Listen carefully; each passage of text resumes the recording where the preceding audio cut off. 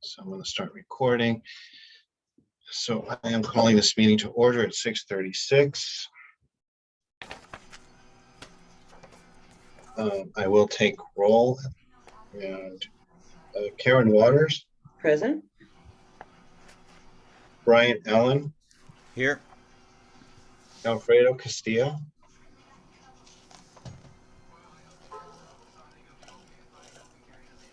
Mr. Castillo, unmute yourself. Alfredo. I am here, sir. Thank you. Chris Coyle is absent. Graham Zach is absent. Sid Gold. I'm here. Thank you. Thomas Hartfield.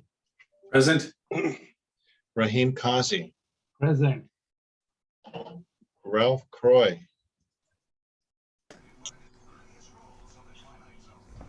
Jason is in attendees. Absent. Yes, I just moved him over. Hopefully this. Yeah. There we go. Nathan Lee. I'm here. Hello. Thank you, sir. Good to see you. Likewise. Jason Lester. I am finally here. Thank you, sir. Yay. Robert Moore. Present.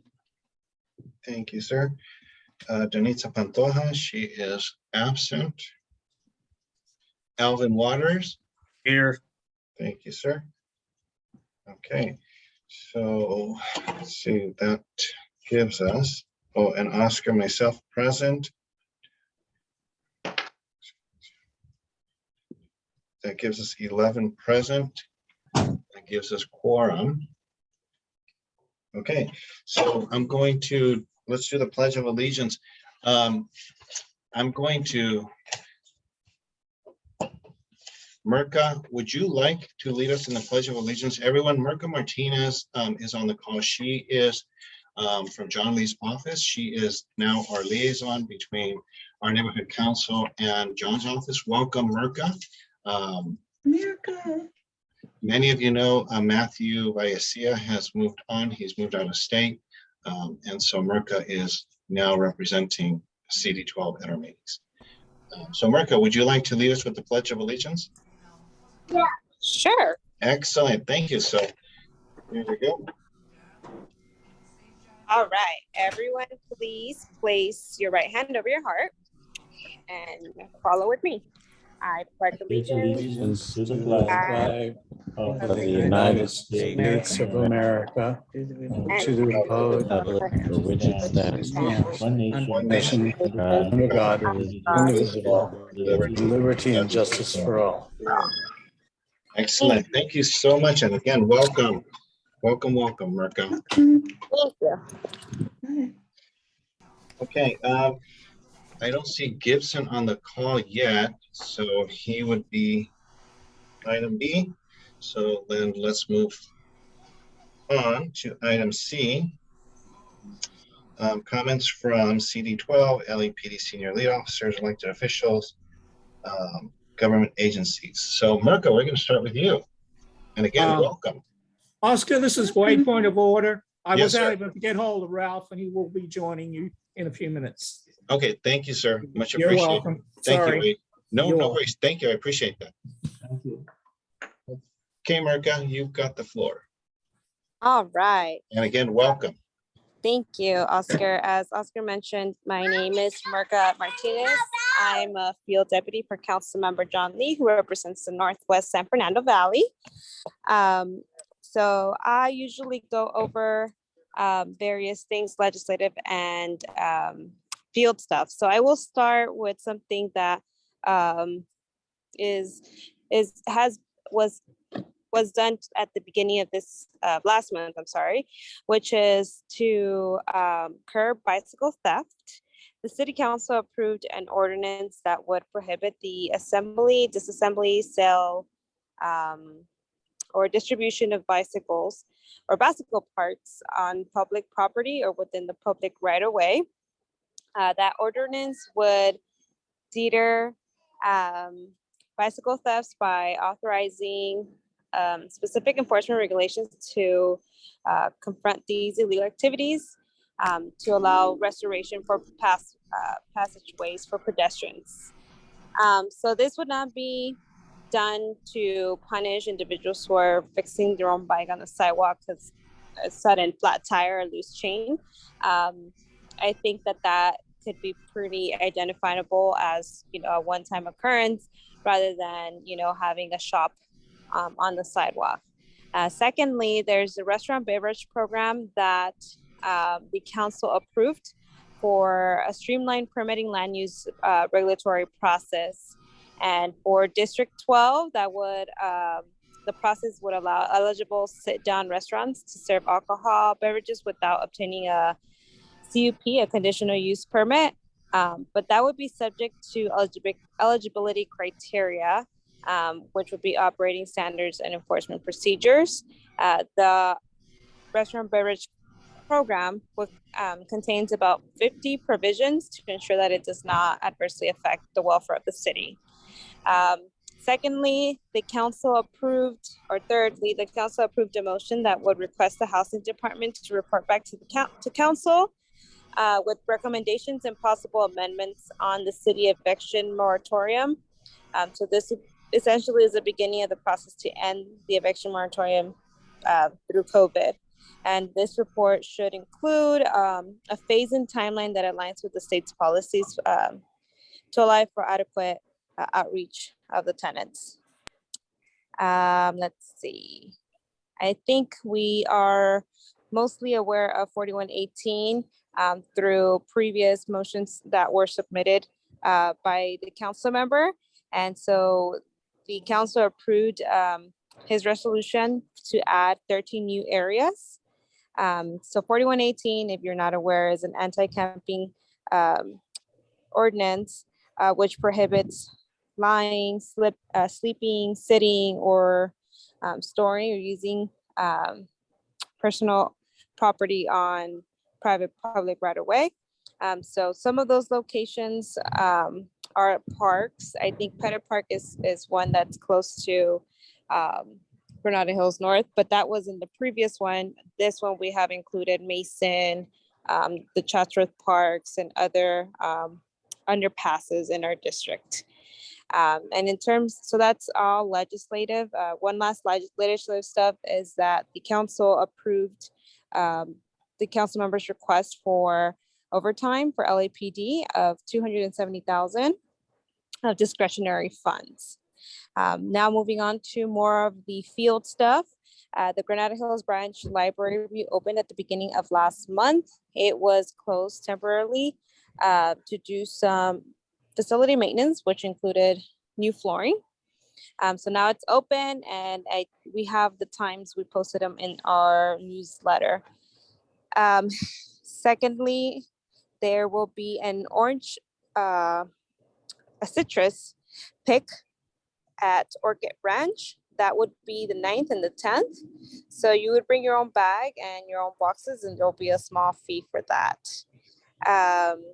Lastly, sanitation is offering bulky item drop-off. So that is free of charge for pickups, but you can also drop off on the 16th of this month at our Northridge Yard, which is located on Van Alden, where the Costco is by Parthenia. And that's essentially all I have for you all. Sid, you have your, well, before I hand you the floor, sorry, I just want to make note, Ralph Croy joined the meeting and it was 6:42. So Sid, you have the floor. Thank you very much. Thank you for your comments, Myra. I have a number of questions, maybe it's, anyways, but blocking city right away. We have restaurants on the sidewalk in front of Knollwood Plaza. And I think they're there every night, and they're sitting on the sidewalk blocking pedestrian. And then just a little north of that on Balboa Boulevard, the sidewalk has been closed for months. And I don't see anything movement there. That people have to get off the sidewalk, walk across the road, very dangerous. And nothing's been done about that. Then I have a question about Councilman Lee and his role in the Arts Parks Committee. What is his view of the resolutions regarding code of conduct submitted by the Department of Neighborhood Empowerment. And what is his view on the changing of the name from budget advocates to budget advocacy?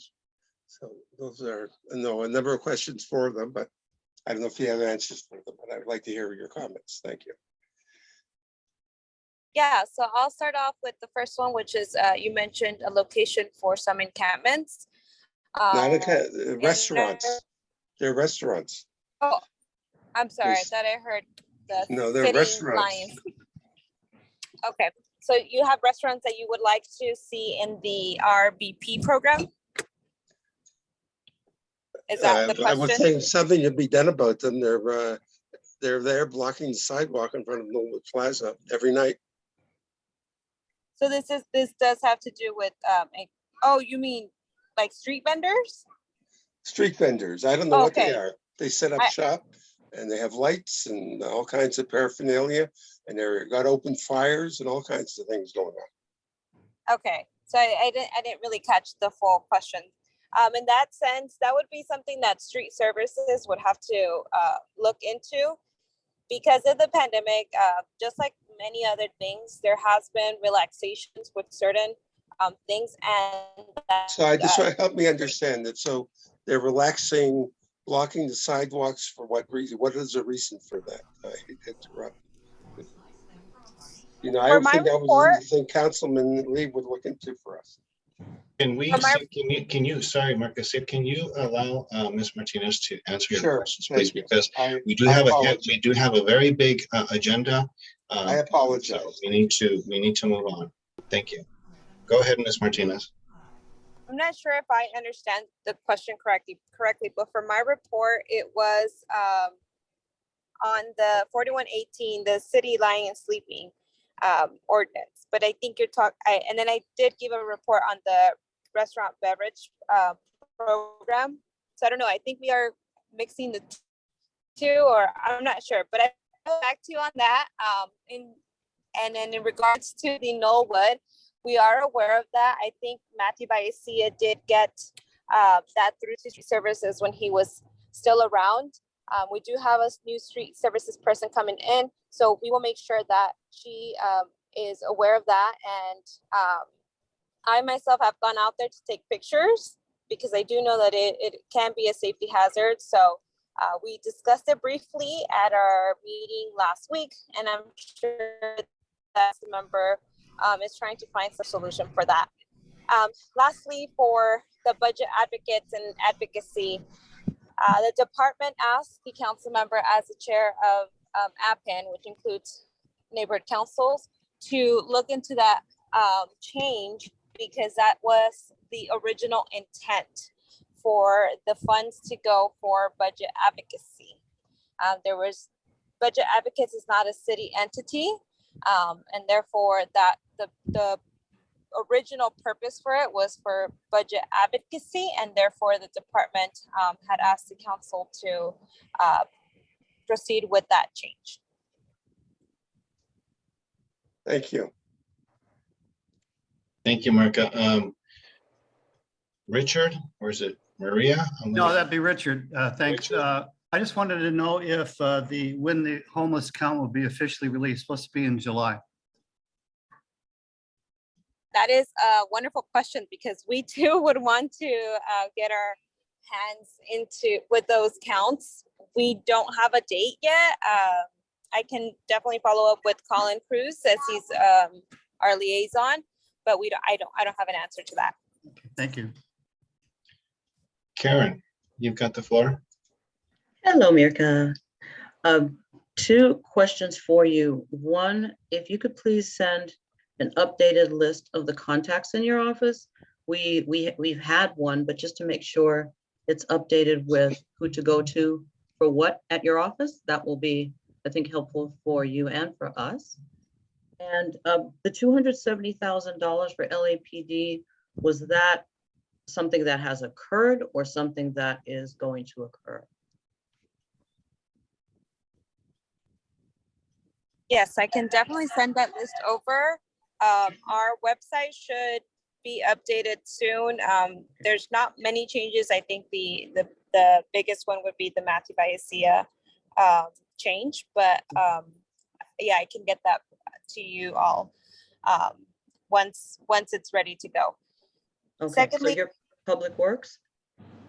no, I am not Public Works, but we have someone coming in for that. Okay, And then you asked about the discretionary funds for LAPD overtime. yes. That is something that went through, if I'm not mistaken, on the 24th. I believe that the week of the 24th. So last month, right before council went into recess. Okay. And that would be for the new fiscal year. Right, okay, thank you. Uh-huh. Brian? Yes, Mirka, I have a couple of things. Number one, I would like you to ask John to get back to me. He has failed to respond to my requests, and I think that's, in my opinion, that's not acceptable. Secondly, the street vendors at Knollwood do not have a health permit.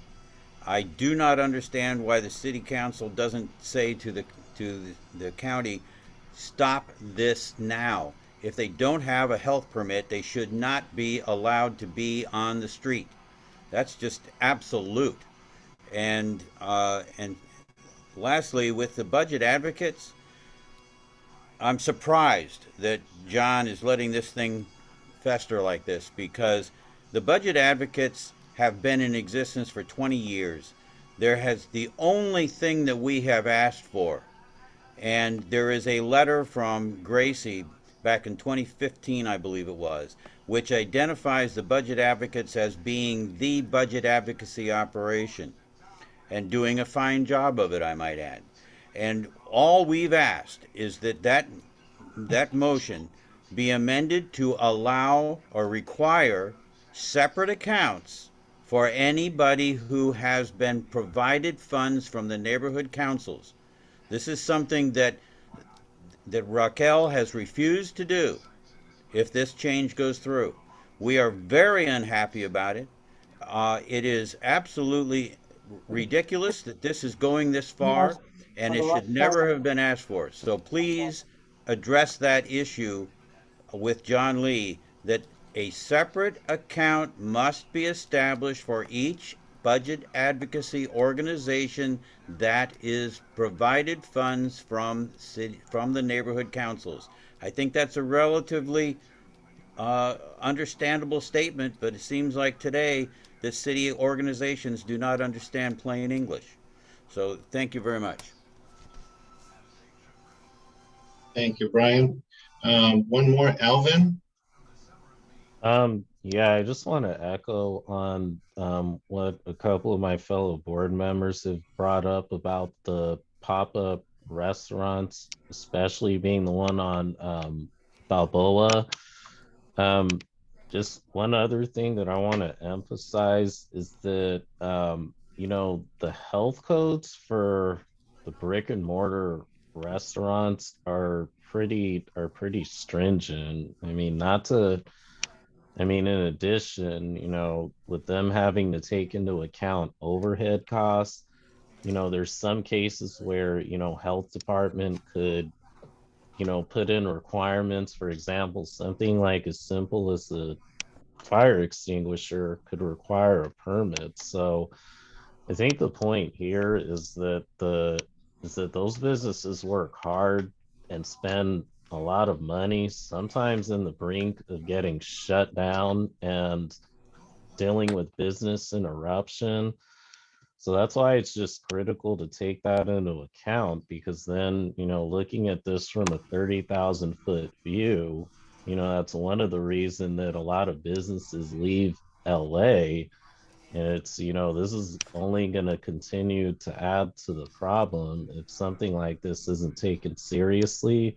And then the other thing to take into account too is that it's a safety hazard as far as ADA requirements, meaning if a sidewalk is blocked, I mean, you're blocking access for, you know, a wheelchair to travel back and forth. So just my thoughts, and just hoping that this could be taken into account to add urgency to the issue.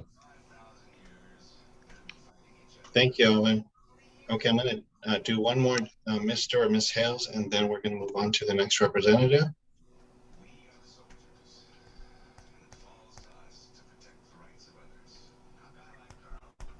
Hi, this is Michelle Hales. I have a quick question.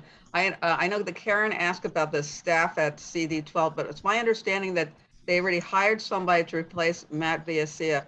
They said it was do you have the name of that person? That this is for Ms. Martinez.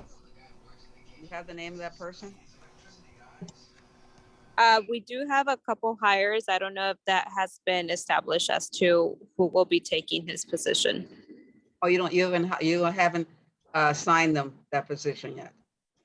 No, well, I know that that is a priority position to fill in, and I know we have a couple of hires, so it's just establishing the roles of those two individuals, which one should be public works deputy. Okay, so you had 2 openings in your area? Because I thought there was only 1 opening. Are you having another one? Because you're saying 2. We have 2 new hires. The Matthew Vallecia was the opening, and the other, but there's receptionists that we have on at City Hall, and as we open up, we did not have one during COVID, but as we're opening up City Hall, that position in a way needed to be filled. So we got 2 hires. Okay, so in other words, one will be the Matt Viacia's position, and one will be a receptionist. Okay, So if I may, we need to move on. Thank you for the question. Thank you. You answered the question, Marka. Thank you. We're gonna move on. So it's not about going back and forth. I'm sorry. Okay. Thank you, Marka. Appreciate it. And we look forward to having you on our calls every month. So thank you. All right, let's move on then to the next representative. And I see Jessica Guzman from Assemblymember Rivas's office. Please unmute yourself. You've got the floor. Hi everyone, my name is Jessica Guzman and I'm with the Office of Assemblymember Luz Rivas. I'll go ahead and try to keep my report short and brief. At this time, our office still actively helps with constituent casework and assists with state agency inquiries. Some of the common examples we're still assisting with is related to the EDD, the Housing is Key program, the Caltrans agency, the State Franchise Tax Board, the California Public Utilities Commission, and the DMV. At this time, the most frequent program we're working with and helping constituents is with the Housing is Key program. So if you know anyone who is still pending a decision on their application, please feel free to send them our way and we'll be glad to look into that for them and make sure that their application is being reviewed in a timely manner. Our office is open in person and constituents are welcome to pass by if they're ever interested in learning more about state resources and state information. Additionally, we also host virtual office hours for those who are unable to come in person, and we just want to make sure it's accessible to everyone. In regards to legislative updates for the 22 legislation season, over 16 bills are introduced by Assemblywoman Rivas. Our team is happy to share that 12 of those bills have passed forward to be reviewed over by the Senate House. The bills that have passed thus far, the House of Origin, include combating homelessness. At this time, our legislative team continues to monitor the status of those bills as it continues to be reviewed by their appointed committees. We'll continue to keep the board updated on the bills that get officially passed at the end of this legislation season. And if anyone is interested in learning more about the bills that are currently under review or have any questions related to those bills, you're welcome to always contact me at our district office. And we also have the bill summaries located on our main website, which is a39.hsd.gov. asmdc.org. And then in regards to a legislative update, our team have just received great news that our district has been awarded with 10 million to be able to expand Los Angeles Mission College by implementing a regional STEM hub. This STEM hub will greatly benefit college students who are seeking career opportunities in the field of science, technology, engineering, and mathematics. And this will help to provide them with the resources needed to successfully help them achieve their academic and career goals. If anyone is interested in learning more about this new budget funding, please feel free to refer to the Assemblywoman's social media page. And that's all, and I just wanted to thank you all again. Okay, thank you. I do see some hands up, but before I pass on the baton, Ms. Guzman, I had a question, just to follow up in terms of the gas, California. I don't think we're going to be letting up on that. Is there any update on that in terms of, is there going to be a moratorium? Are there discussions to reduce the gas tax? But I believe at this time they're still moving forward with the proposal for the gas relief legislation, which was a plan, I believe, to distribute stimulus. I don't know the status of that, but I'll continue to keep the board updated as soon as I get more information on that end. But as of right now, we don't have any additional news regarding the gas tax. So it sounds like it's more of a stimulus versus just lowering gases all around, or putting a moratorium on it. But that again, based, like I said last time, that does not seem equitable. I think what would make more sense is to put a moratorium or lower the gas taxes, because then everybody gets a fair share. And it's not based on some criteria that our legislators are going to establish, which most of the time, I hate to say it, not to be a cynic, but nine times out of 10, they seem to be inequitable. They're always disproportionate. So if you could share that with Ms. Rivas, I would appreciate it. Understood. I'll go ahead and make note of your feedback and share it with the rest of our legislative team. Thank you. And I do have some people that have questions for you. I think, Ralph, did you have your hand up? Well, yes, I just wanted to make sure I was recognized. I had difficulty getting in here. That was one of my problems, but obviously now I'm noted. Okay, so you don't have a question for Ms. Guzman? Okay. What part of the agenda are we on right now? Right now we are on part C, legislative. Okay, that's what I thought we were. Okay, thank you. Okay, thank you. Sid, you have your hand up. You've got the floor. Thank you. Just Ms. Guzman, can you give us the status of SB 1273, which is passed the Senate, and that's the schools would be prevented reporting violence threats to the police. Where does that stand? And has it passed the assembly yet? Or how does Ms. Rivas feel about that? You said SB 1273? Correct. Let me see if I could find the current status on that. Just a second.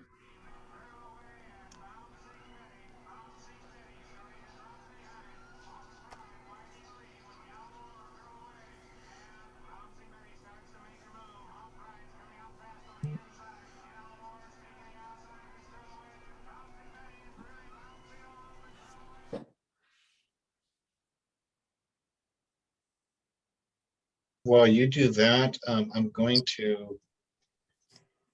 Yeah, so for SB 1273, I don't see that the Assemblywoman has voted on that, so I don't believe she's publicly taken a stance on that. But did you have a comment that you wanted to provide to our I legislators? tried to understand why the Senate would pass a bill to not report threats to the police. It makes no sense to me.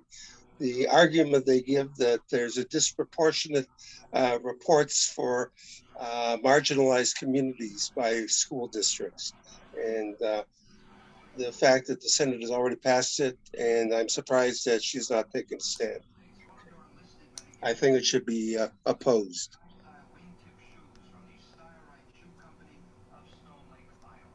Okay, thank you, Sid. Alvin, you have the floor. Yeah, I was, Jessica, I was curious, what Luz Riva's stance was on AB 2143. So this is the one that was an amendment from 1143, where basically it's now requiring for contractors to that are installing solar for 15 kilowatts or more for commercial to pay a prevailing wage. And this was passed in the assembly. As of right now, it's pending consideration in the Senate, which won't take place until, I guess, until you guys go back in session in the fall. So just want to know what her stance was on that assembly bill.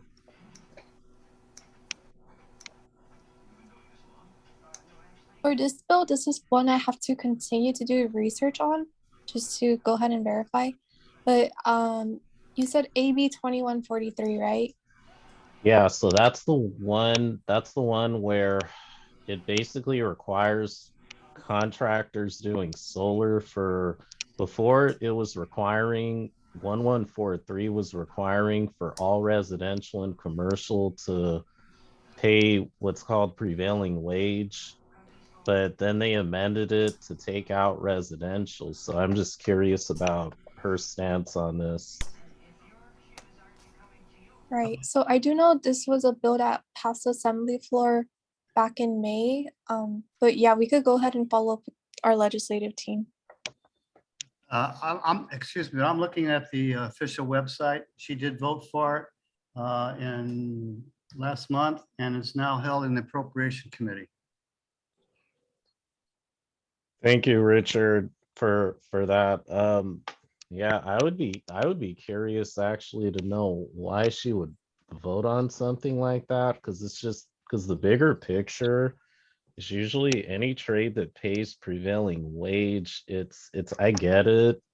It's it's from an equitable standpoint, but at the same time, it could be costly on some companies, furthering, a contractor to want to leave California because of the costs. Not to mention, this would set us backwards into what Gavin Newsom's plan was, which was to become reliant on renewable energy by 2045. And I mean, this couldn't have been more critical at a time where we're trying to move in the direction of relying on alternative sources versus, fossil fuels. Thank you, Alvin. So let's move on. Alfredo, you have your hand up? Yes, sir. The reason why I have my hand up is you had mentioned some people that may be ineligible for and necessarily comments about this, but just some people that are ineligible. And I was trying to see what Cornerstone had available, and I'm wondering if why the city is not updating Cornerstone, because I logged into Cornerstone and Cornerstone doesn't show that I need anything done or anything pending. Yet my ethics expired on the 13th of this month. Expires on the 13th of this month, as you say. Yet I have nothing pending. So I'm curious. I'm curious as to why it doesn't show that I have something pending. That you have something pending, meaning, or that you have Cornerstone should show that I should have some required training. Unless, only if it's expired, I would think, right? Karen, correct me if I'm wrong. Yes, this is correct. Is that what happens? Okay. Yeah. So if it hasn't expired, yeah, you can certainly go onto Cornerstone, and you don't have to wait for it to expire. You can actually go on and take an advance of expiration date. Yes, try to do it a week out at least, or more, of course. And then when you get that, either take a screenshot with your phone or your computer and send us a copy of the, just keep a copy for yourself just in case, because they are very slow. Okay, thank you. Yeah, no, thank you. Good question. Okay, so let's move on then. Thank you, everyone. So we have, let's see. Diana's here as well. Diana from Suzette Valladares. At least she was here. Let me move her over. Okay, Diane. Hello, everyone. Thanks for having me. You have My the name is floor. Diana, and I'm from the Office of Assemblywoman Suzette Valladares. So the legislature is currently on summer recess. The session is coming to an end in a couple of months. As for the Assemblywoman's legislative package, a couple of her bills are passing through the Senate. There's AB 2450. It's the wildfire insurance bill that will increase access to homeowners insurance against wildfires. There's AB 1847, a bill that would ensure crime victims are able to meaningfully participate in parole hearings. She introduced AB 312, the Saugus Strong Act. This bill will create a statewide crisis call center that would accept anonymous messages from students, parents, teachers who can report potential dangerous behavior on school campuses. This program has been adapted in other states and has been proven successful to reduce school shootings, bullying, suicide. As for gas prices, the Assemblywoman has been consistently fighting to suspend the gas tax. However, all attempts to suspend the gas tax have failed. The alternative that was agreed on was the rebates to be sent out. This was Assembly Bill 192. Those that qualify for the rebates should receive the rebates in October. In the district, the Assemblywoman is hosting a grant writing webinar in partnership with Councilmember John Lee. Experts will be educating small businesses and nonprofits on the grant obtaining process by teaching them how to find, write, and track grants. So if anyone is interested, please RSVP on her website to receive the link to the Zoom. And I'm free to answer any other questions that you guys may have. Diana, I do have a question. So you mentioned something about rebates, and I guess they already have a time frame, October. What is the basis for that? What is the criteria? Yeah, so everyone will receive it. It's the amount that based on your gross income, that's how much you will receive. So I think it's $700 per individual and $350 for dependent, and the number does decrease based on your gross income. Interesting. Okay. Karen, you've got the floor. Hello, Diana. Thank you, by the way, Diana. Two quick questions. If you have an update on AB 2449 and 1994, they're regarding the Brown Act and virtual meetings. There's been some confusion about requirements for cameras to be on the AB, I think it's AB 2449, and it's been going back and forth. There's some confusion with neighborhood council board members serving on a panel as to where things stand with that. Yeah, so I don't know the exact details. I do see that AB 2449 did pass the assembly. Right. I don't know the exact details. I can look into it with our legislative team and see if like cameras need to be on or panels or anything, but I don't know the details as of right now. I can get back to you. Okay, That one- all right. That And one, 1944 as well. 1944, 1 second. They're partners in a way. Thank you. Anyone else have any questions? Nope, I don't see any hands raised. Thank you so much for joining us, Diane. Appreciate it. Okay. Thank you. Next, I will give the floor to Mr. Richard Fisk. hello, everyone. For the LAPD report, I'm sure you've seen in the news that there were just 2 funeral services and processions for Devonshire Officer Houston Tipping, who suffered an injury and died shortly after that on May 29th. The family is contesting the report and is in process of possibly suing the city because of discrepancies that they feel why he died in the injury with the training accident. Also, I don't know if anyone knows or how many know, but Captain Burns' husband passed away suddenly at their home on June 15th. He died suddenly. He was 72 years old. His funeral service, memorial service is this Friday at 10 o'clock at Mount Sinai on Forest Lawn Drive. For crime stats, as of mid-June, Both the basic car areas 35 and 49. All the stats are up. The crime is up, with burglaries up 107% in 35 and 78% in 49. And there's also been increases, double-digit increases in auto-related crimes like burglary and theft and grand theft auto. And also, with Nathan, we got the trailer moved, the offending trailer on Rinaldi near the Liso Canyon Park that was blocking the bicycle lane completely. It took almost, 3 or 4 weeks to get it, but it is now gone. And lastly, I hope you agree later on in the agenda item to move your meeting in August so you can attend the National Night Out on Tuesday, August the 2nd at Northridge Park. Thank you. Thank you, Richard. Great update. Thank you. And good job on that trailer. Both of you. Thank you so much. It took a lot of effort. Thank you, Nathan and Richard. Appreciate it. Sid has a question. Well done. Yes, Sid. The question, what is the response to the Supreme Court decision about the concealed carry weapons in the city of Los Angeles? I don't know how I would answer that from an LAPD standpoint because the Yeah, sheriff. that's what I'm asking you. I don't have any answer on that. Okay, thank you. Sure.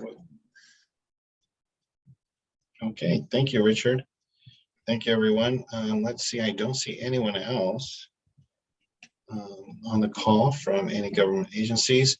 So now we will move on to, let's move on to item D, public comment on agenda and non-agenda items. So if you would like to say something, bring something to our attention, please raise your hand. Wade, you've got the floor. Unmute myself. There you go. Okay, thank you. This is kind of a little bit different. I just got a email from our attorney saying that the lawsuit against our organization, which would be Patriot Oil Benefit Trust Fund, has been dismissed. You might wonder why I'm telling you this. We were named as a cross complaint by the American Golf Company who runs the Norwood property where the woman was injured, and they named us as a cross complainant. We, in turn, because it was a cert class, which we co-hosted with Bill Hopkins, I signed the paperwork, so they came after Patriot Oil, but the city actually, we were doing in GHNNC business and city business. So anyway, just to let you know that their attorney said that the case had been fully settled and that settlement included dismissal by American Gulf of its cross complaint.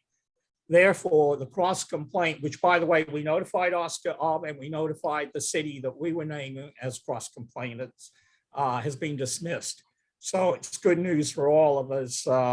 Apparently the lady settled in April, and actually they were due to go to trial in February of 2023. So we were kind of surprised by this, but I thought you'd like to know. I haven't even had a chance to send my own board this information. I just got it, but I thought, hey, it's a good share with you guys to know that there isn't some kind of lawsuit hanging over your head too. Thank you, Wade. Okay, actually, it's funny you say you brought it up because I had for some reason several weeks ago was thinking about that. So, but thank you. That's good news. Closure. Yes, it is. Yes, it is good news, believe me, because we were very concerned about it. Again, not knowing how much this person, and for those who didn't know what happened, she tripped over an end, the tables. They bunch up the cloths on the edge of the table and tie them back, and she tripped over it and hurt herself. And matter of fact, Bill was there and he told me all about it. She didn't seem to be that hurt, but she filed a suit anyway. So you know how those things go. So well, thank you, Wade. Yeah, thank you again. Thank you. Richard, you've got the floor. Hello, this is Maria. Hi, Maria. Hey, good evening, everybody. I'd like to address the board about an issue that you all discussed last month with the westbound White Oak off-ramp and widening that. And Wade, thank you very much for your communications. I did receive that and reviewed it. But I'd like to ask this board for further vetting in regards to this before you send a letter to the LADOT, because so much is involved. This has been years of discussion with the South Council, with the Granada Hills Residents Group on opening up the westbound off ramps. And I'd like to take you all to take a look at the Public Safety Committee to include all residents that live along White Oak, to give them communication about what are some of your plans. Also, if it's to decrease the traffic to Santa Clarita, maybe other options should be explored. If it's to promote greater access to Porter Ranch, perhaps Cesnon Boulevard could be opened up. But really, I would like the board and all of you to consider some other alternatives. Any kind of threats to White Oak Avenue and the deodar trees. Right now, Councilmember Lee has a huge program going. He planted a few trees. He's having the trees watered. The community is really so grateful to Councilmember Lee and his protection of the trees. And we've had a stop sign put in, a new stop sign 10 years ago, to calm the traffic. Any kind of traffic on that street could harm the trees. I hope you all understand this is an issue that has been of great concern to our community since 1966 of all things. Thank you. Thank you, Maria. Okay, anyone else? Okay, I don't see any hands raised. Okay, let's move on then to item E. I have nothing to say at this moment. Let's move on to item F, Executive Committee. The first item is motion to approve the following board meeting minutes. I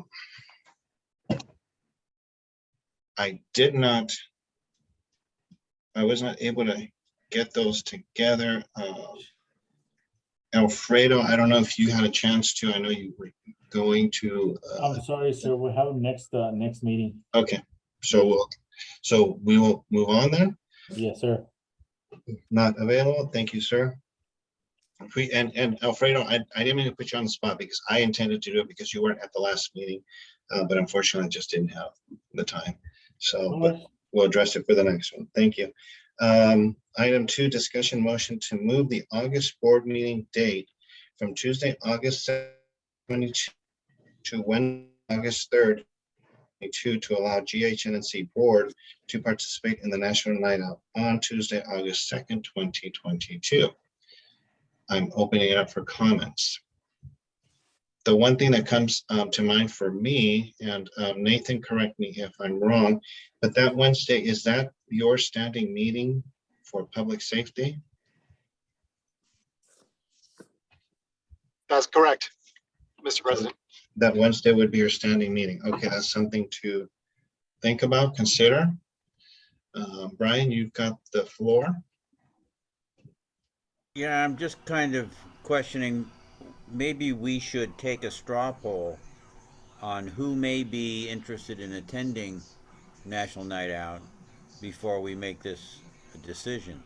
If there aren't enough of us that would be going, I would recommend that we don't move it because the public and expectation is on the 2nd.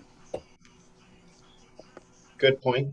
But I think if we give the public notice, we could change it, but we can certainly consider that. Karen, you've got the floor. Yes, as Richard said, it is the night out, National Night Out, and unfortunately, because our board meetings are always on a Tuesday, we can't participate like the rest of the community. And whenever on the National Night Out, we have minimal, if anyone, visit us on those days, including the representatives who are also at the night out. So it looks good for our community for us to be out there. It's easy to move the meeting. There's nothing that can't wait a day or a week for that matter. So in allowing us to engage in the community, we don't have many opportunities like that. And especially if the South Council is there and Porter Ranch is there, it doesn't look good for us. Thank you, Karen. Alvin, you've got the floor. Yeah, I mean, I was honestly just speaking in agreement that, you know, it would be good if some of us could participate. I mean, I would honestly like to be there. You know, just as long as I'm not there alone, of course, because I mean, it's once a year. I don't know if there's a possibility if some people want to go, you know, with the plan to potentially make quorum if the majority of the board doesn't want to go. So just kind of a thought I would throw in there as well. I will attend. I will definitely be attending. Okay, so Brian, I like your idea. So let's do a straw poll. Those who would be interested in attending, state your name. Alvin Waters interested. Okay, Alvin. Anyone else? Karen? Karen Waters. Whom else? Robert. Robert Moore. Alfredo. Ralph Croy. Alfredo. Ralph Croy. Rahim Kazi. Rahim Kazi. Okay. Anyone else? I would certainly like to attend, so I will put myself on that list. So we've got 1, 2, 3, 4, 5, 6, 7. Okay. So that's a good number of interest. So with that said, any further discussion? Now, the only thing, like I said, if we decide to take this, change the date, maybe we change this motion to make it Thursday, August what would that be, the 4th, to avoid conflict with the Public Safety Committee meeting. Sounds good. So I will Unfortunately, point of order, your Yes. motion as written doesn't offer the 4th. No, but we can amend it. Okay.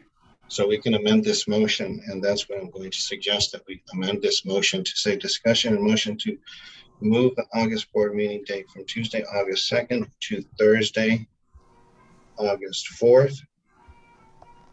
So I second your motion, Oscar. I mean, you made a motion, right? Yes, I did. So I second that motion. Thank you.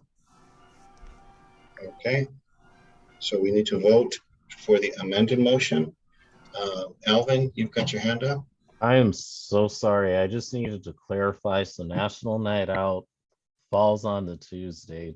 I just needed to clarify that because I'm planning to go out of town Wednesday.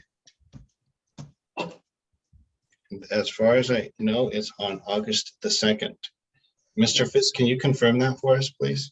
Yes, it is August 2nd. Thank you very much. Much appreciated. Just one quick thing as a heads up. I won't be able to make it to the board meeting because I already plan to be out of town that week after Wednesday. We will, we'll deal with that when it happens, Alvin. So right now, let's move on and deal with this matter. So there was a second to the amendment. So we need to vote on the amendment first. Do we want to amend it? So any opposed to the amended motion, state your name. Any abstentions, state your name.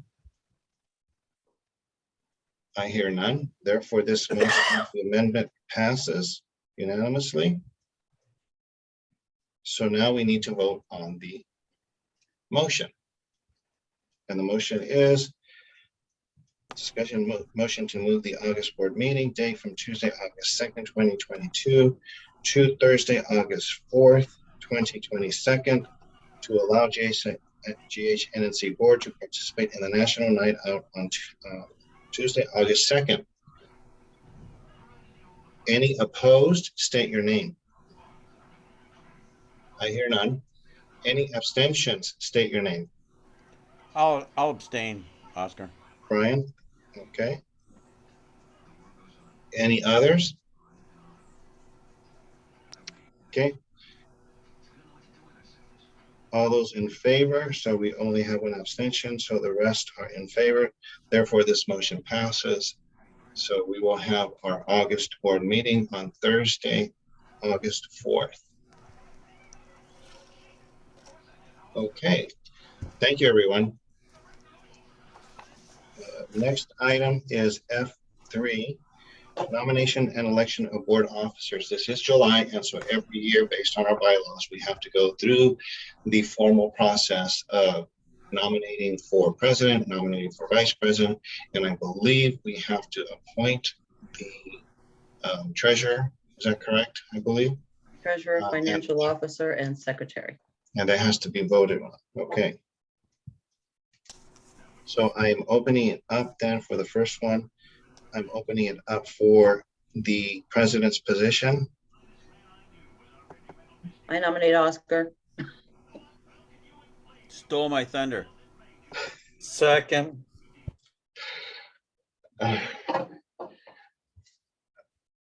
You didn't Any raise your others? hand either. Any other nominations? Okay, so here's where I'm at. This has been a great opportunity, great run for me. I'm honored to have served you guys. A lot has changed. My life has gotten very busy. I've overextended myself as far as the different organizations that I volunteer at here in Granada Hills, one of which is a youth organization, which I have so much more to do with that program. I am very passionate about youth because I really believe that our youth are our future. So it's a very difficult decision. I don't know, I'm stuck. I love working with you. But part of me says, thinks I don't have the energy anymore to do everything that I do for the community as well as my job. My job has been very demanding lately. So I don't know. I mean, I would love to serve you guys, serve this board, serve the community.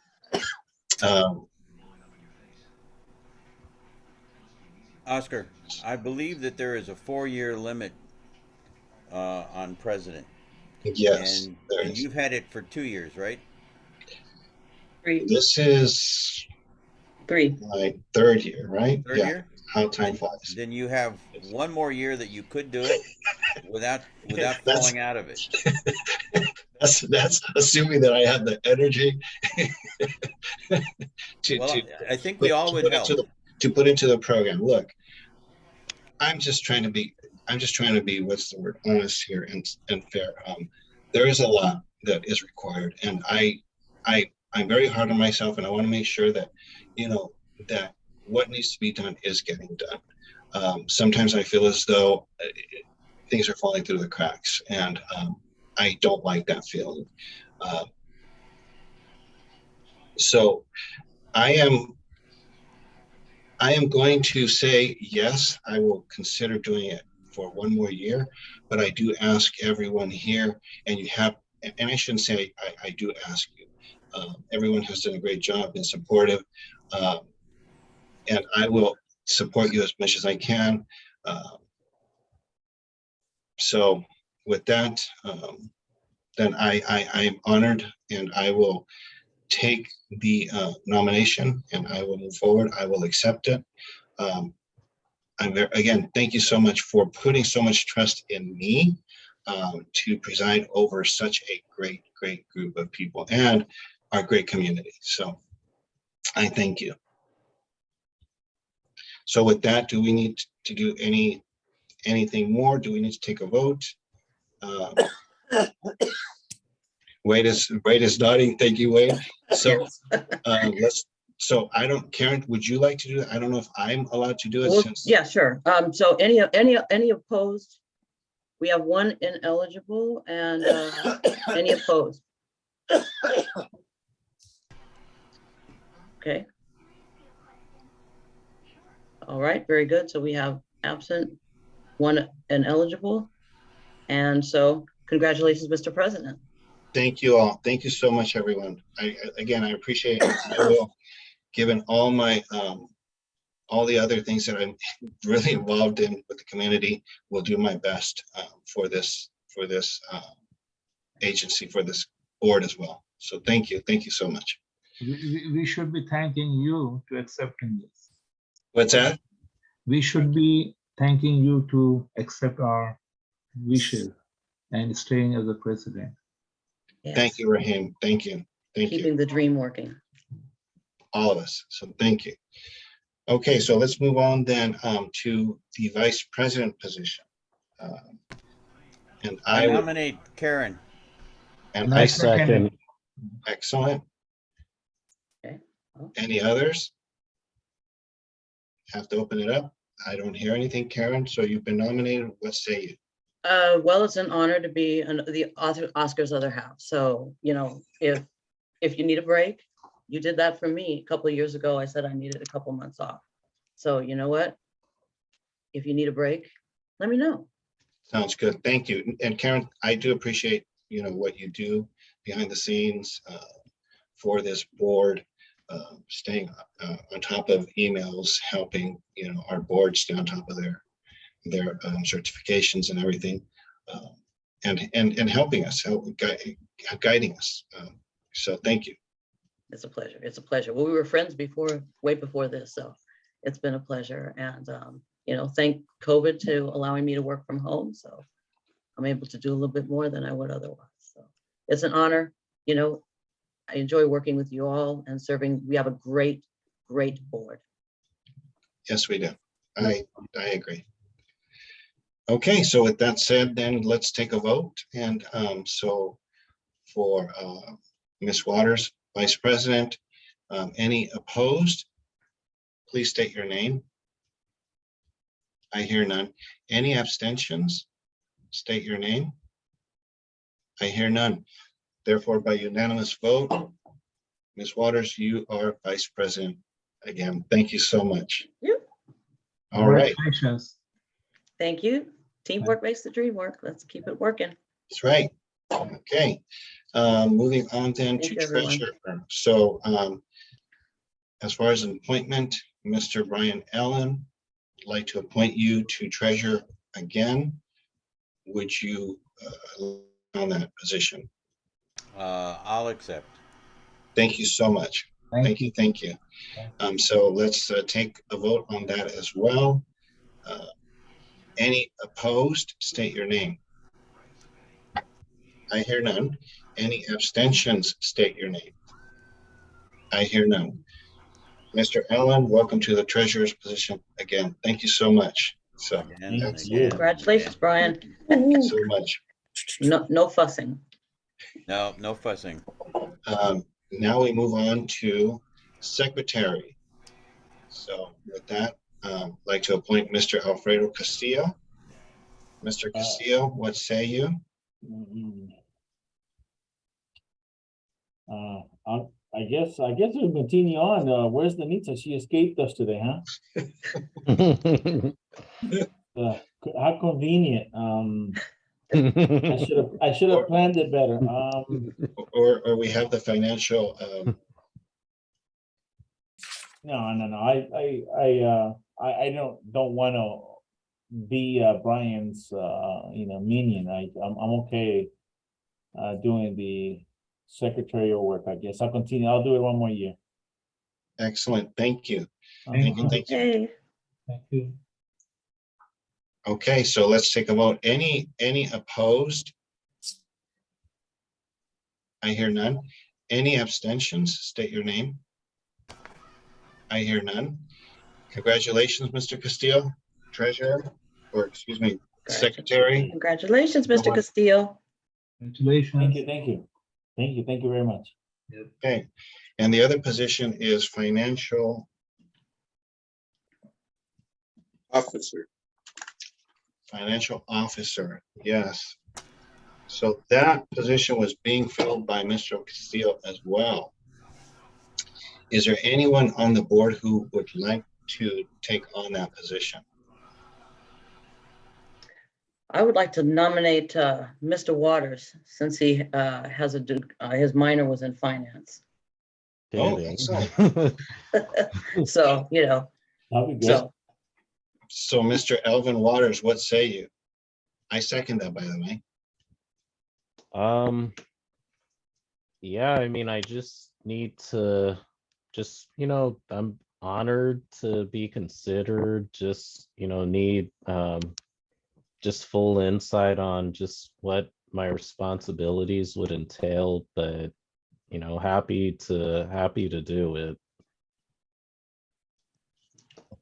I like that attitude. Excellent. Thanks.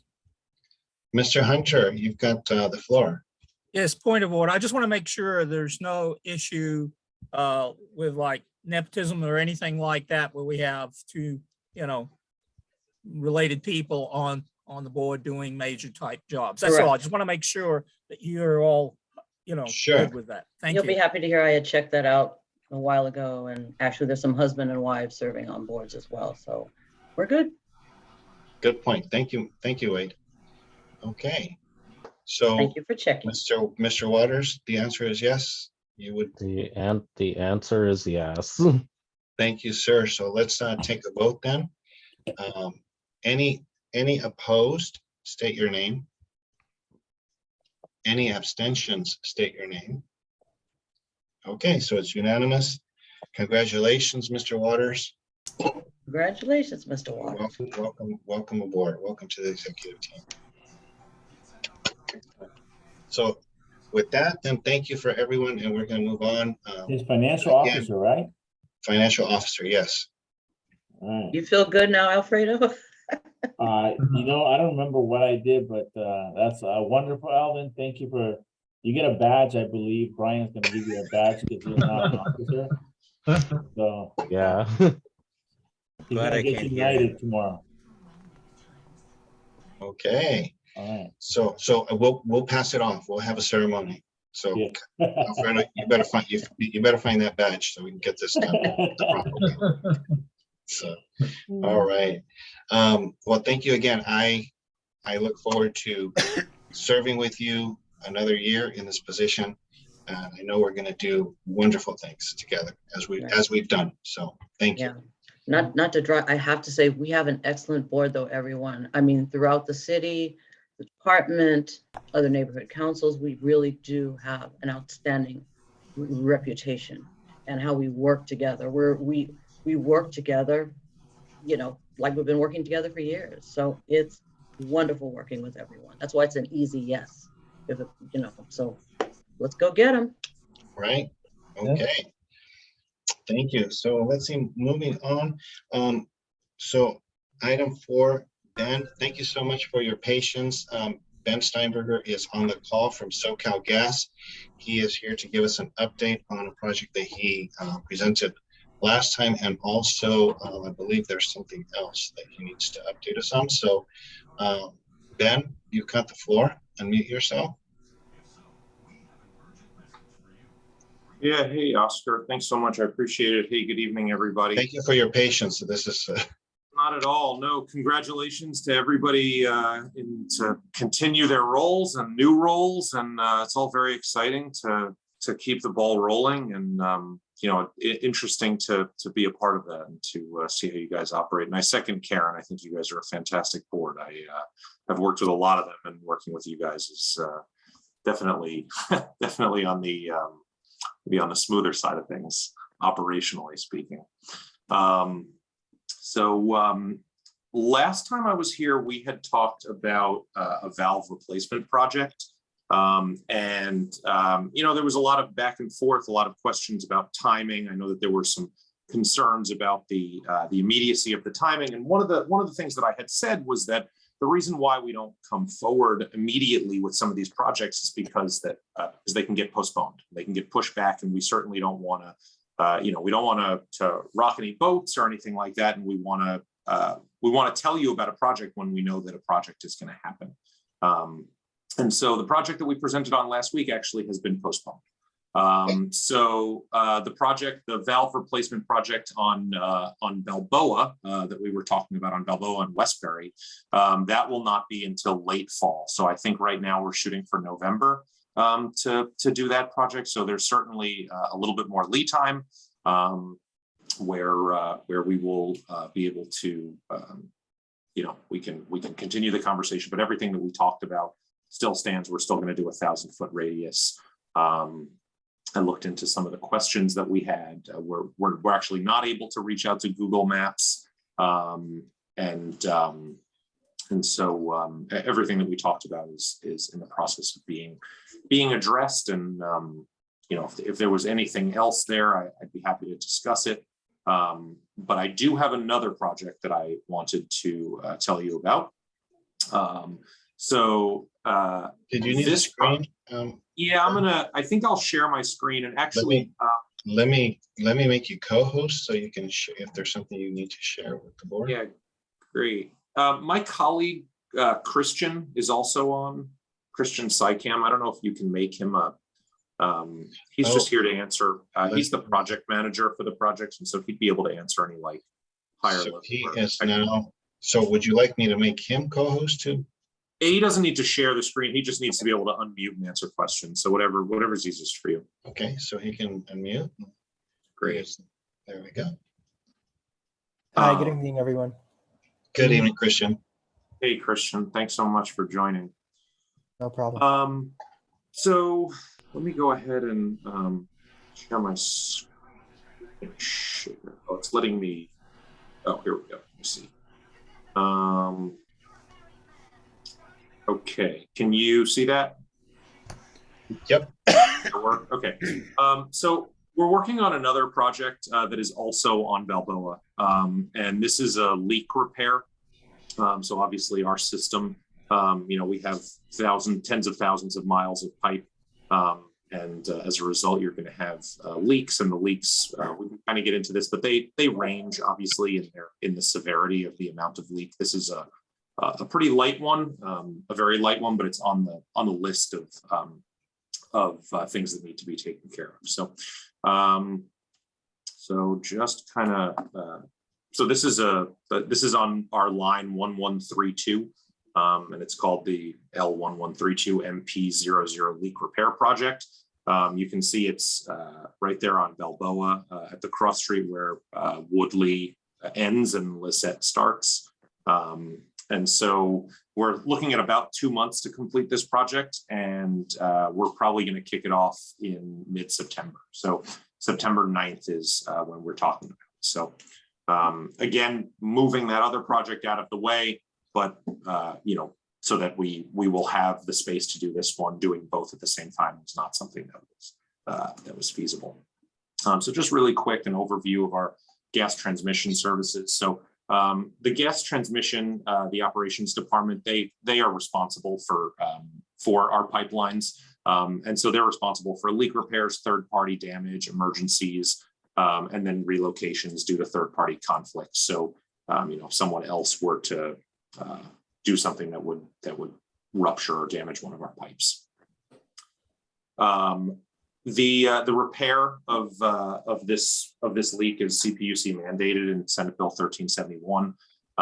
So the risk level of this specific leak is determined to be non-hazardous, but in need of follow-up and repair. So every non-hazardous site that is scheduled for follow-up and repair is monitored until the repair or replacement work begins. And so we have presented the CPUC with a mitigation plan to repair all of the detected leaks per 1371's climate change goals, regardless of the level that was put on those leaks. So this is a quick overview of the scope of work. So this is Balboa right here. And you can see right here, so this kind of upside down T is mirrored right here as this upside down T. And these are the two lines where they will meet each other. We're going to excavate to expose the pipe and the valve. We're going to install a new valve assembly. We're going to backfill, and then we're going to repave it back to the same conditions that it is now. So the impact, obviously, we're going to be closing down lanes. There are going to be 2 southbound lanes on Balboa during work hours. I believe the work hours are going to be 9 to 3 p.m. It will also close a left turn onto Lisette from Balboa. So if you're heading north on Balboa, you won't be able to make that left turn. And if you're heading south on Balboa from Woodley, I'm sorry, if you are on Woodley, you won't be able to make a left turn onto Balboa. So the left turn from Balboa onto Woodley will still be available. And obviously that's a major detour route to be able to take if you are heading southbound. So the residents to the notification to the residents. So we do a 500-foot radius. I imagine you guys would like that to be up to 1,000. And if that is the case, we're happy to do that. And the notifications are going to start probably about 2 weeks before we confirm the start date of the project when we're gonna do this. There are a lot of public benefits, obviously public safety being the number one. There's a leak here, and so we are going to repair it. It aligns with our company goal. I'm sorry. I have a question, if I may. Oh, yeah, sure. I think let me just finish up this one slide, and then that's it, and then I'm happy to answer everyone's questions. Okay. So again, this just it complies with SB 1371 being CPUC mandated to repair these leaks and reduce the methane emissions, and then obviously helps our goals in reducing air pollution and the climate change impact of those methane emissions. And so that is my email address, but I left it with you guys last time, but you're welcome to pull that, and I'm here now to answer any questions. If you guys have any follow-ups down the line, I'm also available to any and all of you. Any questions? Okay, so we do have questions. I have a question. Ralph, start with Ralph, and then I'll come to Brian, Sid, and Elvin. Ralph, you've got the floor. Yes. Are you going to change or make these corrections? I'll use the term, well, like in a hot mode, or do you have to turn the gas off? Because quite often in the neighborhood around here where I am, the repairs were done under pressure. Yeah, Christian, correct me if I'm wrong, but I'm pretty sure there will be no interruption of service when we do this work. Yeah, that's correct. So for every project that we do, one of our priorities is to make sure that the gas is still flowing. When we do our repair work or any type of replacement work, we either have to make sure that there is a backfeed system to any of the distribution systems that we're going to impact. We check with our separate team to be able to assist with that, as well as provide any what we call a CNG to any taps that we might be affecting.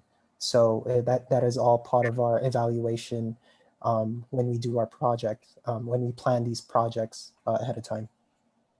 In other words, you say you have a bypass system already that you use. That's correct. There are backfeed systems that are in place. So we run models and making sure that there are that backfeed system can adequately provide enough gas to make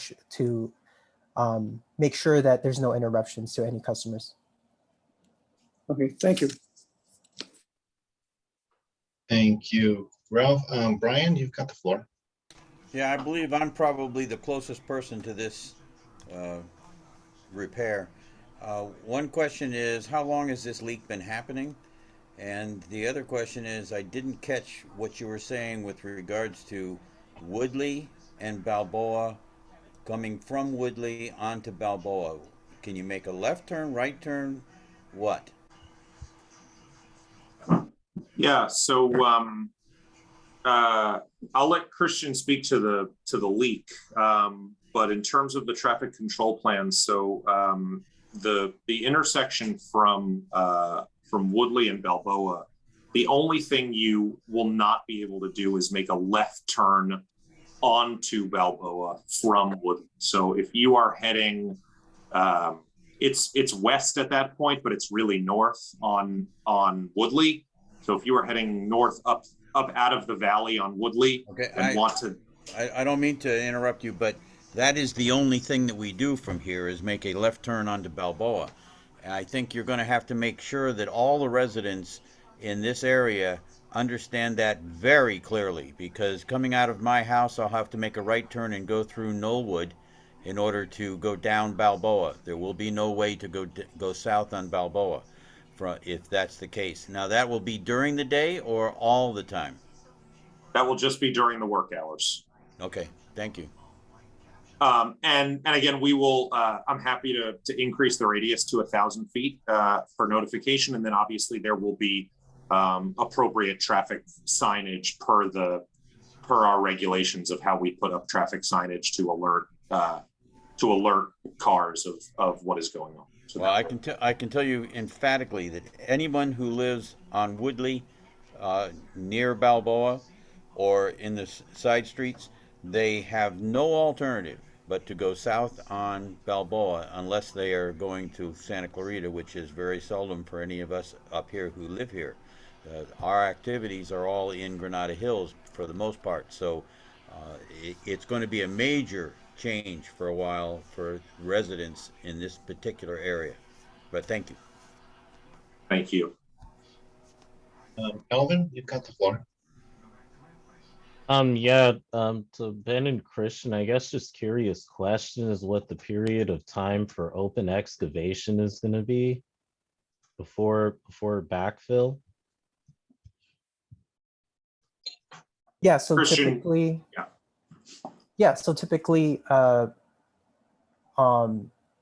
we mobilize and set up our to do the excavation for the first 2 weeks, and then we perform the repairs. So I would say about 3 to 4 weeks until we complete the excavation, the repair, and we start our repaving and site restoration. Is that also taking into account, because you guys have to have it inspected, if I'm not mistaken, right? That's correct. Yeah, there would be someone from City of LA to be inspecting to make sure that we're following the proper safety standards and procedures as we perform our excavation, and also after the fact when we return the site to its existing conditions. Okay, thank you. Just a question. I've dealt with excavation multiple times on a day-to-day at work.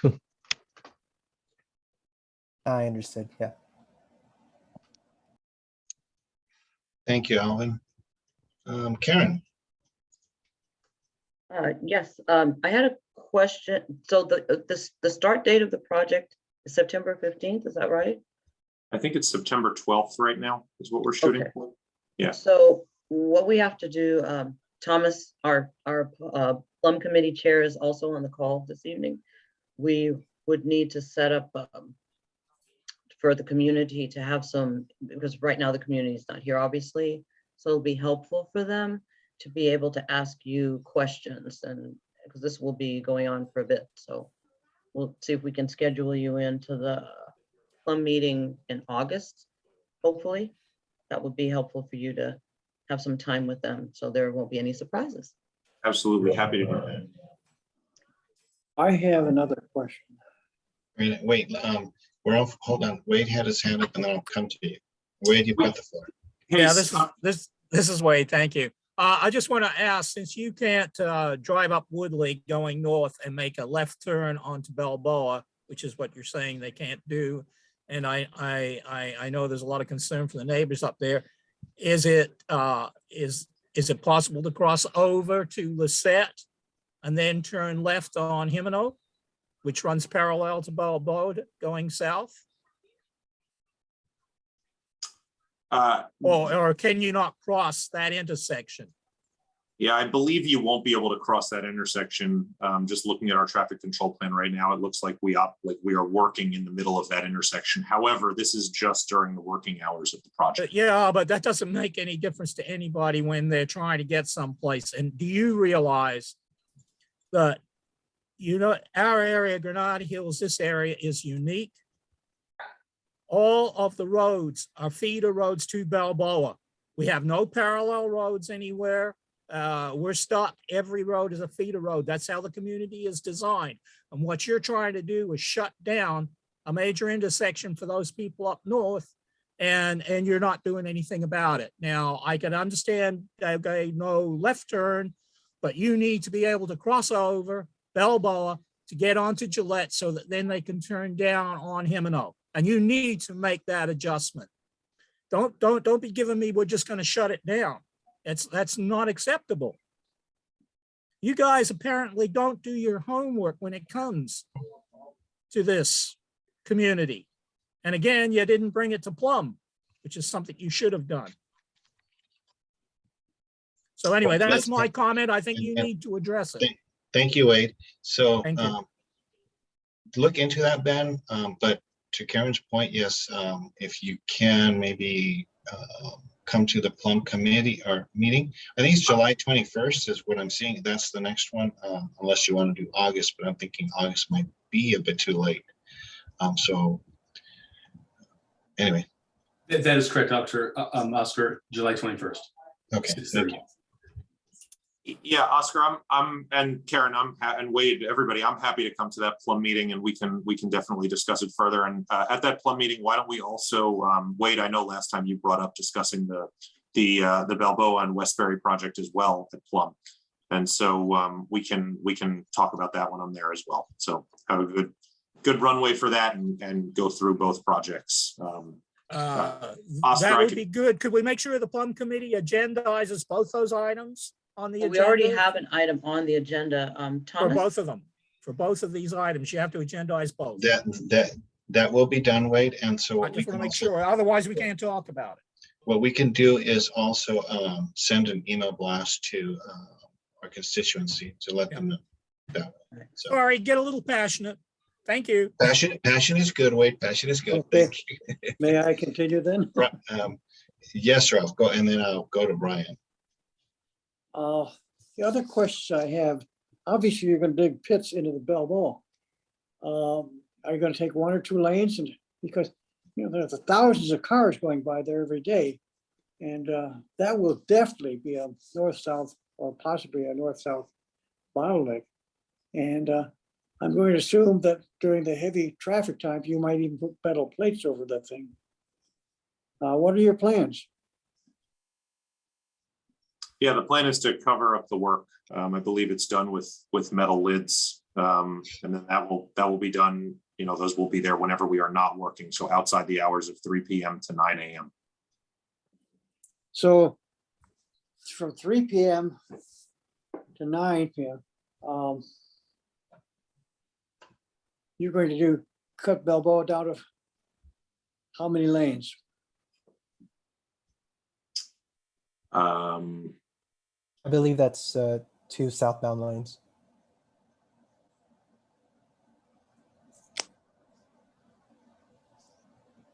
Well, the southbound lanes in the morning would be very bad for people going to work or to schools. And the northbound lanes would be bad for people going home to Santa Clarita. So you have to choose yourself on how you're going to do that. So we can, those are things that at the Plum committee, when we have it, we can bring some of those questions. So at the end of the day, my perspective is if it's a leak, it has to be fixed. And yes, we would like it fixed with the least amount of inconvenience for the community. And I'm sure SoCal Gas is going to be doing that. So let's hope for that. Brian, you've got the floor. Just real quick, what was I thinking? Sorry. I would like to suggest that the Plum meeting be agendized as a joint meeting of Plum and board so that those of us on the board that are not on the Plum committee may make comment. Good point. Okay, certainly consider that. Thomas, you've got the floor. Thank you. I just, thanks, Ben. This is Thomas Hartfeld, Chair of the Plum. If I wanted to capture your email one more time, if you could throw that up. Thank you. Yeah, let me put that back up on the screen for a minute. Appreciate that. And then we can, obviously kind of coordinate, get you on the July 21st meeting. Appreciate it. But we can do that offline. Thank you. Yeah, absolutely. Here, I can always forward it to you, Thomas. Yeah, there it is for everybody. If you want to grab that, I'll leave it up for if there are, I don't know if there are any other questions, but if folks want to grab that. Is there a chat that I can put it in? No, we don't have that. Okay, that's fine. Oscar has my email, and my email's right there. So anybody who has any other questions, and I already put the Plum meeting in my calendar. And so if you send me an invite, I will. I'll be prepared with both to discuss both projects. Will do. Appreciate it. Thank you. Okay. All right. I don't see any more hands. Great input. Thank you, everyone. And so Ben, July 21st, if you could just put them in your calendar, and I will add you to that meeting so that you get the invite. Okay. Thank you. That's great. Thank you, everybody. Have a great night. Thank you. Thank you. Take care. Bye-bye. Thank you. Thank you, everyone. Thank you. Okay, let's move on then to item F5.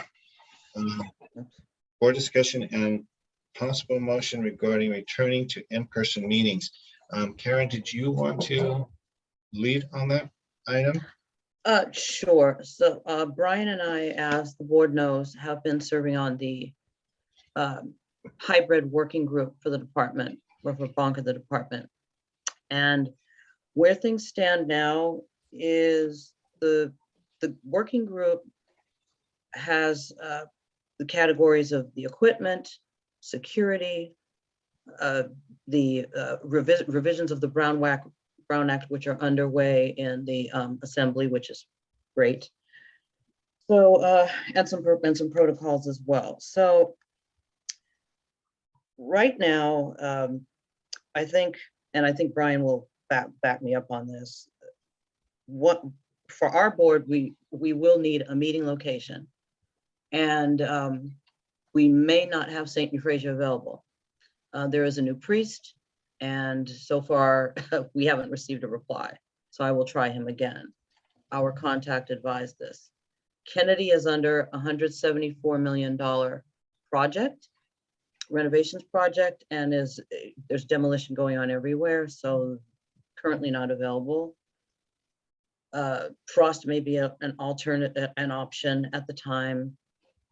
So that's something we just need to think about as far as we thinking about meeting in person. The equipment, the estimate right now, unless something has changed since the last meeting, Brian, roughly is about $10,000. Could be a little bit less, could be a little bit more.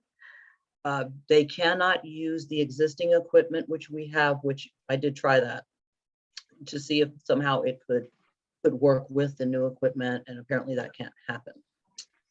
So they're working with City Council to see what can be worked out, whether it would be leased or purchased, or there's some other kind of accommodation that can be made by the City Council on behalf of the Neighborhood Council. So these are things that are just in the works at this time.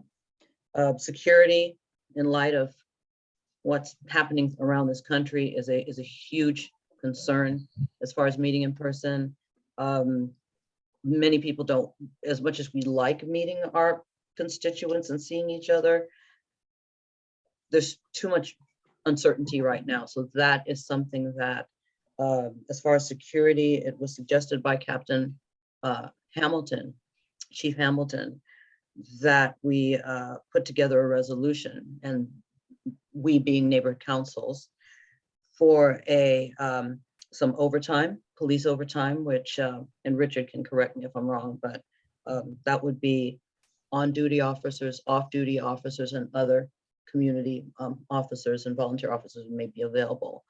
but we cannot, as neighborhood council board members, screen for, the metal detection device or to enforce COVID mask protocols. We know some people can be hostile. So those are some of the main issues that are out at this time. Hybrid specifically means, for those who aren't sure, would be someone at the meeting site and working the computer, and people also at home. So that's how the hybrid meeting model works, but there's equipment required in order for that to take place.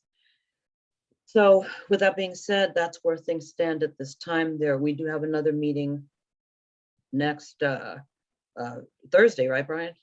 We have another meeting on Thursday for some of the final finishing touches on this before it goes to the Board of Neighborhood Commissioners.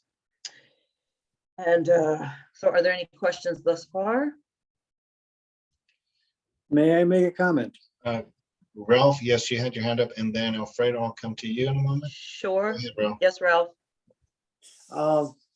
There are other churches in the area, like the Foursquare Church, that has a good auditorium. Also, I think it's St. Andrews. They've had meetings there before. Even our, Methodist Church, we have a much larger patio area now, if we can do an outdoor meeting. But these are things we could look at. Right, and thank you, Ralph. We will be, right now, we will definitely take that under advisement, and we'll see where things go at this point. If we receive a definite no from St. Euphrasia, we will need to move ahead and start with Frost and work on down the line. Obviously, it's financially advantageous to our board. The school works out better if that can be arranged. And I think it's a little bit more convenient. If they're doing construction work, it may be difficult.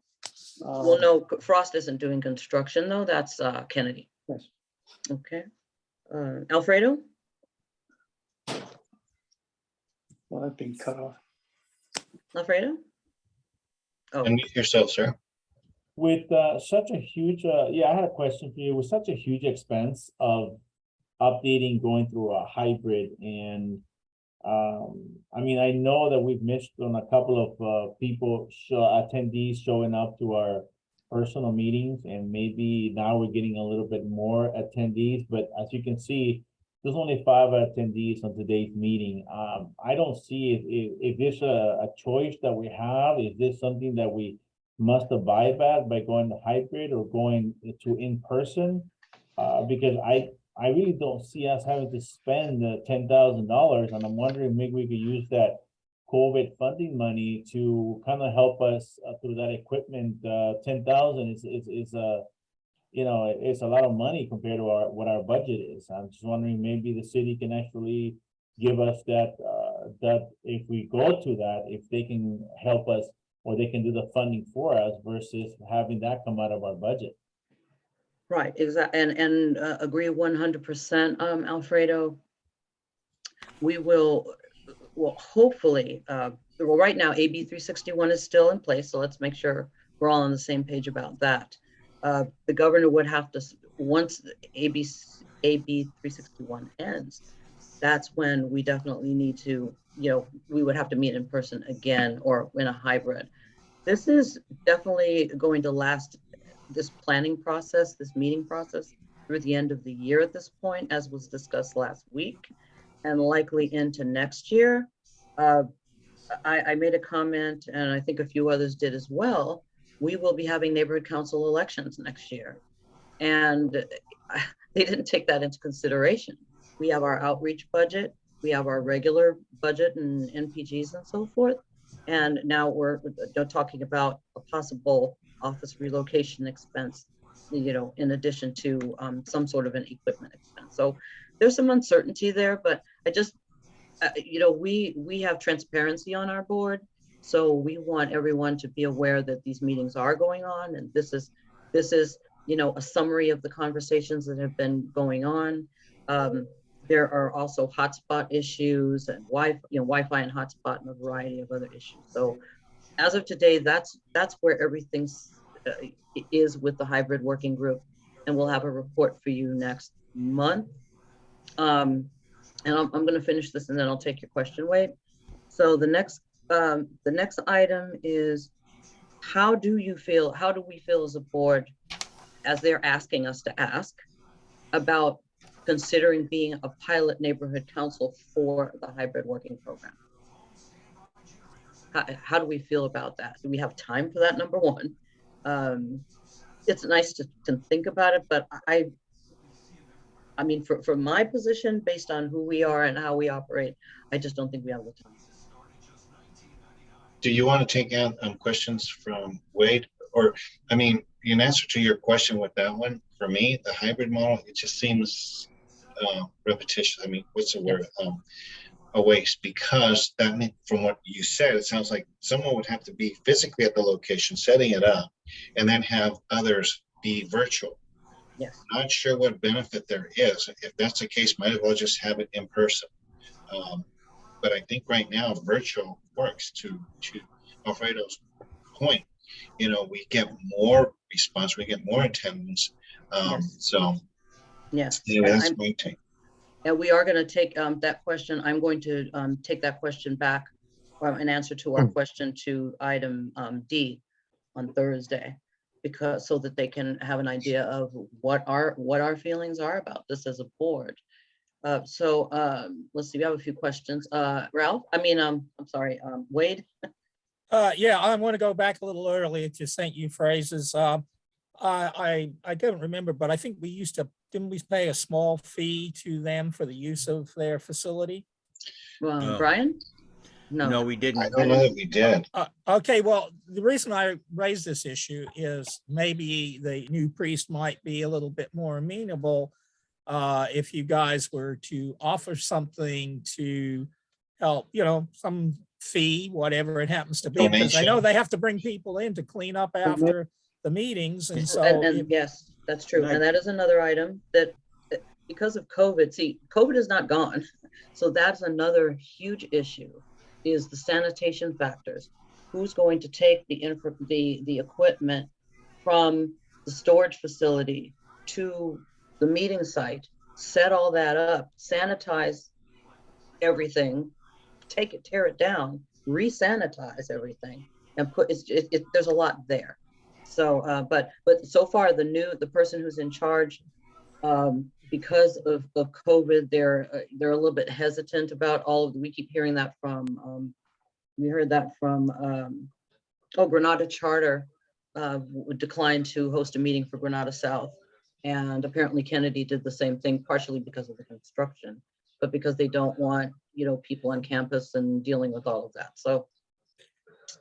Well, I just thought that maybe if somebody had just, asked the question whether or not there was something they could do to sweeten the deal, I might be interested in. Oh, of course. Patriot Oil has supported the school basically to help out Granada Hills North Neighborhood Council. I mean, sure.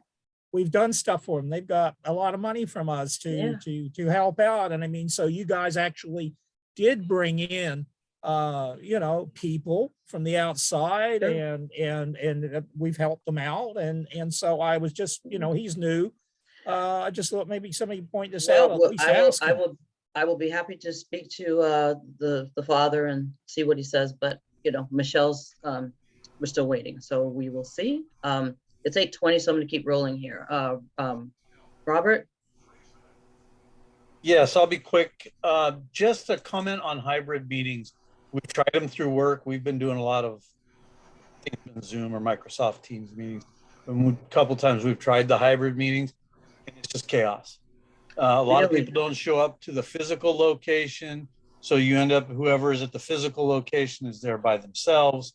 And it ends up being just a Zoom meeting anyway. So, and then people aren't sure, well, should I be here? Should I be here? It's created a lot of problems. So just a word of warning. Would you like to join our meeting on Thursday for a moment to speak on that? Certainly. Please do. Thank you, Robert. Alvin. Mr. Yeah, I can echo what Robert was saying. I mean, I deal with because actually I was dealing with the hybrid in, my personal life with the, my church group, and I have to admit it's chaotic. There's major sound issues. And then, of course, I mean, as far as the consideration of the pilot, I mean, it's again, the elephant in the room, which still hasn't been addressed, is the security issue. So I would say, I mean, until that's at least addressed, I mean, I would decline that as well. All right. And Mr. Allen? Okay, let me put a little perspective to some of this. I don't want us all to panic here. I think there's a strong chance that we could take positions because we're afraid, and I don't want to do that. But mostly, with regards to the EVG group, I'm going to go ahead and distribute the report that's going to the Board of Commissioners. It's everyone should read it so that you will really understand that there is a lot of thought that's going into this. Every aspect of the possibility is identified. The current status of laws in the state that are going to amend or should amend the Brown Act are identified, and their impact as it sits today, and they could change. I think everyone should see that and understand it. I too have been involved in some tests on hybrid meetings, and they are problematic until you get the right combination of data. And it's very important to understand that any concept of a hybrid meeting as it stands today would require that the board meet in person at least to the level of a quorum, and then others can be part of the meeting by a Zoom environment or whatever environment we have telephonically or electronically. So it's too early to make any judgments, too early to identify the possibilities of what are going to happen. All that we should be doing at the moment is understanding that there are options, there are questions, there are different styles, and the law hasn't changed yet, so we don't know where we can or can't go. And once this is decided by the EVG group as to what they plan or what they suggest, at that point, there will be testing going on. My suggestion is different than Karen's. I would suggest that we do volunteer to be a pilot program. I think it would be very important because we have a succinct group, and we do have equipment for sound, but we don't have any other equipment, as does no other NC. So Karen is right. The cost could be anywhere from $5,000 to $15,000 to do it properly, if properly is identified. And right now, it hasn't been identified. So I don't want anybody to assume anything because we have no facts yet determined. But I will send out this report to everyone. I think it's important that you read it because it will enlighten you as to what is being thought and what is being discussed and what options have been identified. Thanks. Thank you, Brian. Sid? Thank you. I appreciate all the information, but I would recommend that these details be hashed out at one of our committees. I think the best plan is that a committee comes forward with a proposal. I don't think this is a place to really hash out a proposal. I'd like to hear the different concepts, but eventually somebody has to come forward with a proposal. And I think that's best on one of our committees. That's true. Yeah, this was just really for information purposes, just to make sure that we are on this, pretty much the same page. And unfortunately, sorry, Karen, but unfortunately, there is not going to be a position taken by the NC. It will be determined for us as part of the EVG and department and bonk. This is not something that we're going to agendize to make a decision on how, except for there are some pieces in it, and you'll see in the report where the NCs can make a judgment as to a process proceeding. But this is just informational. I think it's very important to understand we are not here to give you suggestions on what we can and can't do. The only suggestion that is on the table of making a decision is whether we as a board would like to apply to be a pilot environment. There will be 14 of them, various NCs, and we will either choose to accept a position or volunteer for a position, doesn't mean we'll be selected, or not. And that's the only choice we have at the moment. May I make a comment again? Sure, go ahead, Ralph. Okay. When do you have this meeting for the returning to personal meetings, etc.? It was a hybrid working group. You had to be invited to join. It wasn't a free-for-all open to anyone. It was an invitation. Select committees, what you're saying. Yes, It's a work group. it's a work group. Well, The appointees to the work group were appointed by the Board of Commissioners and done.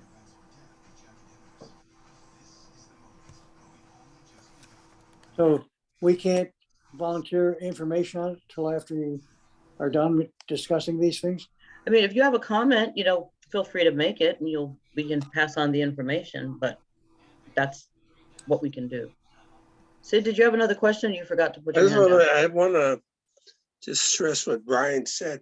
I think the only thing we can do is whether we're going to be hybrid or not. I think that's what our subcommittee should look at, whether we should be a hybrid or not, and make a recommendation to the board. We don't have that choice. We can make a recommendation about whether we want to be a hybrid before they pick people. I think that has to be looked at. You can weigh in, yes. Yeah, actually, that's a good, okay, that sounds good. Okay, any more questions, or shall we, given the time, we can Yeah, let's move on. Yeah. Yeah, okay. No, great input, everybody. No, this is good. Thank you. Okay, Yeah, all right. So let's see, item 6, F6, discussion and motion to approve Alvin Waters as the Granada Hills North Council representative for the Neighborhood Council Sustainability Alliance. Let's see here. So second, true. Okay. Okay. Second, any other comments? Raise your hand. Okay, so let's take a vote.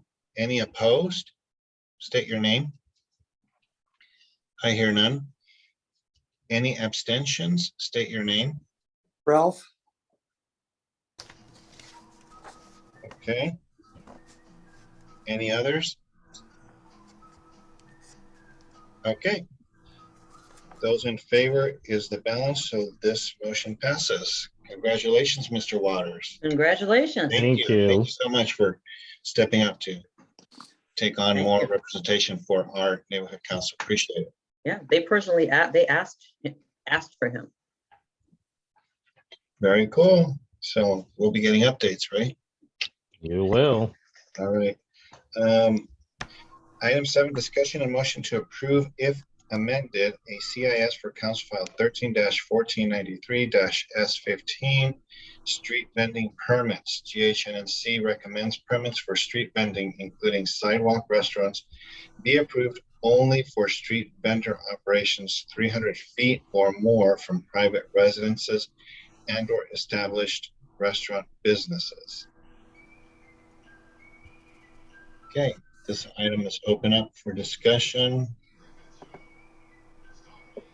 Brian, you've got the floor.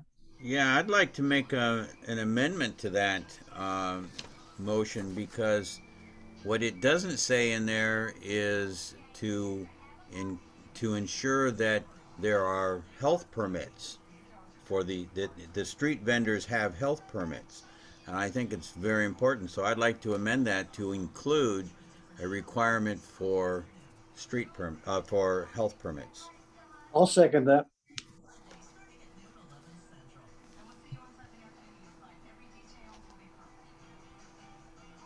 Okay, I'm noting that right now. Okay. any other, let's see, we've got someone from the public. Is that Mr. or Miss Hales? You've got the floor. Thank you. I appreciate that. Interesting thing about that is I go back through my mind days and weeks and months and years going back. All the street vendors could care less who they're in front of, where they're near, etc. And when you bring that topic up, it becomes, the fists start showing and they start anger. There are a lot of restaurants, grocery stores that these people set up their sales within 20 feet of the front door.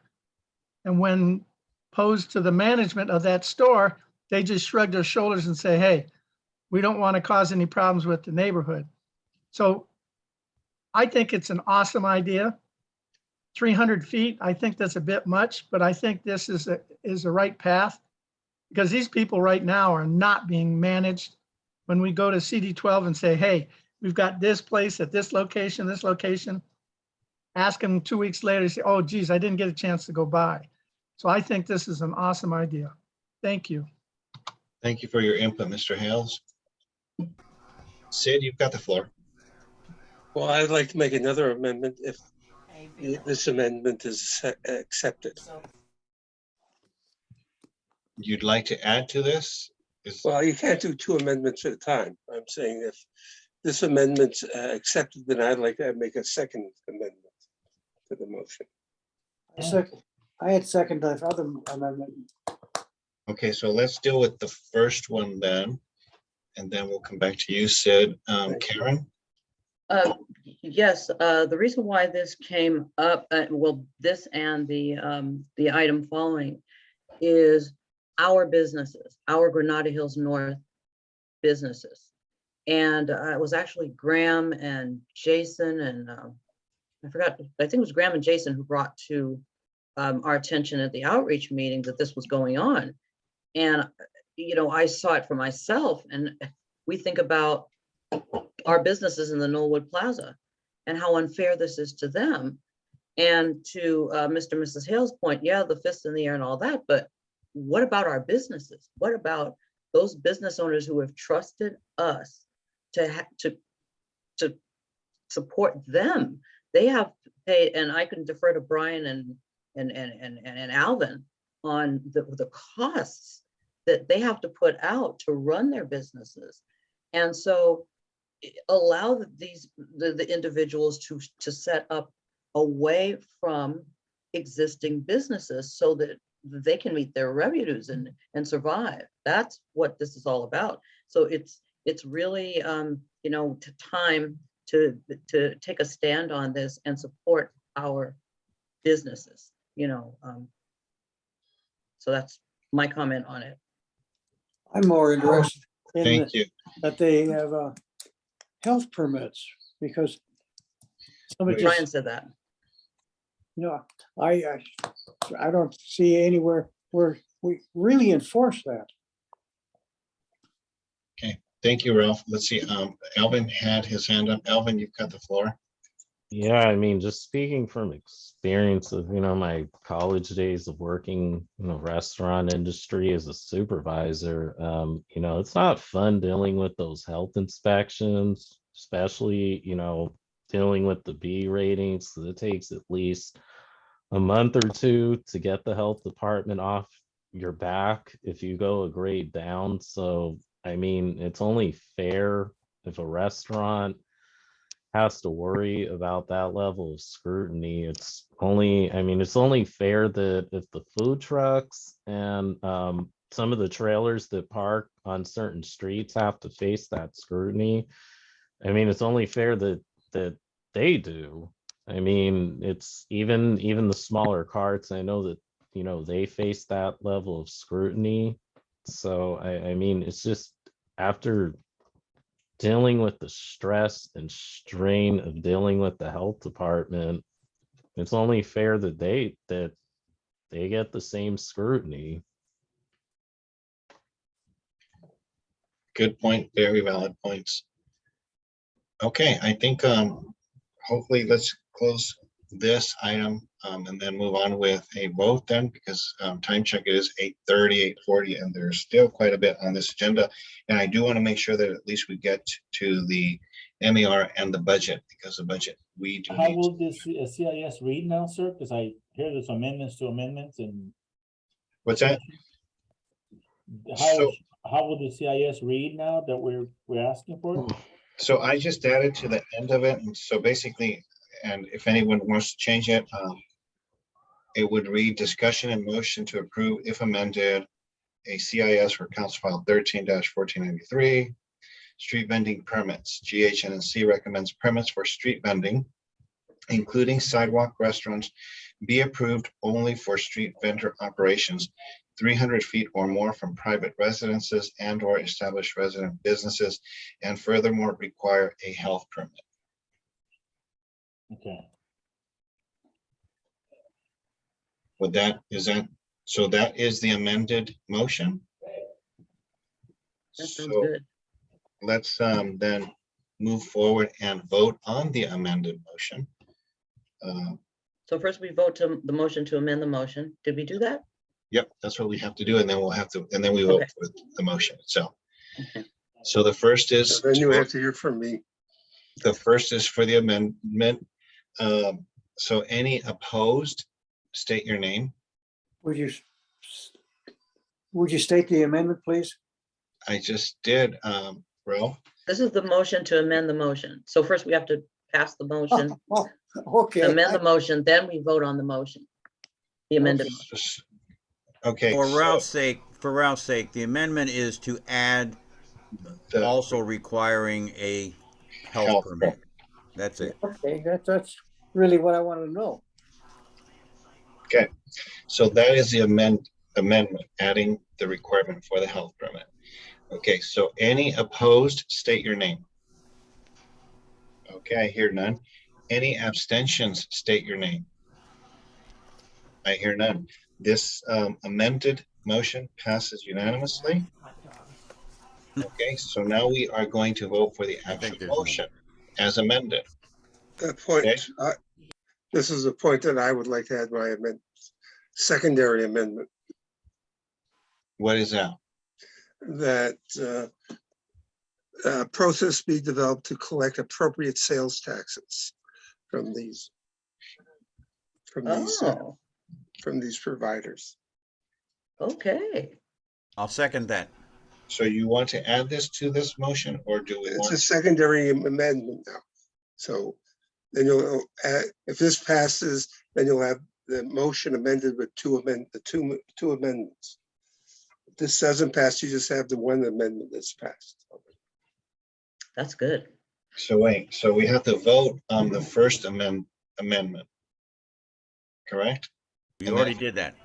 You Well, already did that. Now so you're voting on the second, or the secondary amendment is mine, requesting a process be developed to collect appropriate sales taxes. Okay, and appropriate sales taxes. Are you getting this, Alfredo? I am, but I just know that the LA County Public Health does require a permit for them, for street vendors, especially with food. Well, some don't. They don't have them. No, Well, they don't have them. What we just need, what we don't have is enforcement. We should require it. that's the next CIS. It is required. So now we're going to amend the amended motion to include and that appropriate sales taxes be collected. And we'll put that towards the end. Does that make sense? Yes. Yes. Okay, so now we're gonna vote on this secondary amended. Okay. Would anybody like me to read it? Are we good? I'm Okay, not doing it. what's that? I'm not reading it. You guys tell me how it's supposed to read. 'Cause this is Okay, not we'll tell you how convoluted it's now. supposed to be written. So for now, I'm gonna resign before I say yes. to any this. opposed, state your name. Any opposed to that, state your name. I hear none. Any abstentions, state your name. I hear none. So that amended motion passes unanimously. Okay, So now we have to vote on that motion. And the motion reads something to this effect. Discussion and motion to approve if amended a CIS for Council File 13-1493-S15 street vending permits. GHNNC recommends permits for street vending, including sidewalk restaurants, be approved only for street vendor operations 300 feet or more from private residences and or established restaurant businesses, and furthermore require a health permit and that appropriate sales taxes be collected. Okay, so now we are going to vote on the actual motion. Any opposed, state your name. I hear none. Any abstentions, state your name. I hear none. That motion passes unanimously. Moving on. Okay. Item 8, discussion motion to approve a CIS supporting Council File 21-1008, prohibited use of sidewalk blocking public right-of-way. GHNNC recommends public right-of-way not be blocked by street vendors and sidewalk restaurant street vendors for public safety and compliance with the Americans with Disabilities Act. That's a great motion. I agree, because based on just, some people mentioned earlier, sidewalks get blocked. It is a hazard and dangerous, so for pedestrians especially. Any others? There's only one problem. Yes, sir. That exists already. And what you really want to do here is speak to enforcement, because that ordinance exists. You cannot block the sidewalk. So then it's about reporting it then. I also noticed that we are kind of concentrating specifically on the vendor that's right on Balboa at Norwood. And I did have that concern, and I went by it, and I did question it, and they don't actually block the sidewalk because they're actually on the grass portion of the actual what belongs to Norwood Center. And they're not blocking the sidewalk. The people that are blocking the sidewalk are the people that are actually buying the food, and they have a right to be on that sidewalk, which is public. But it's a very tough thing that we're trying to do here, and I don't think we have given it much thought in us trying to enforce something like this, because like Brian said, it's already there. We already have it. And what is it they can fix when they're on the sidewalk? So all the sidewalks are ADA compliant in the whole state. Alfredo, the fact is that they do block part of that sidewalk, and it's a requirement for 36 inches. And there is not a clear 36 inches for people to walk by or roll by. They are indeed blocking part of it. Let's allow others to take their turn. Thank you. Alvin. Alvin, you've got the floor, and then I will come to you, Robert. I guess just one thing to keep in mind is there is blockage as well with the people who are patronizing, the pop-up restaurants. So, I mean, that's also something to keep in mind. So maybe not a bad idea to make a motion to amend, to change the language, to strengthen enforcement.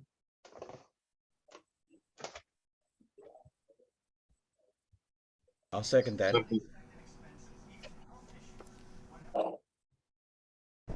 Okay, so to strengthen the enforcement. Now, where do we put that?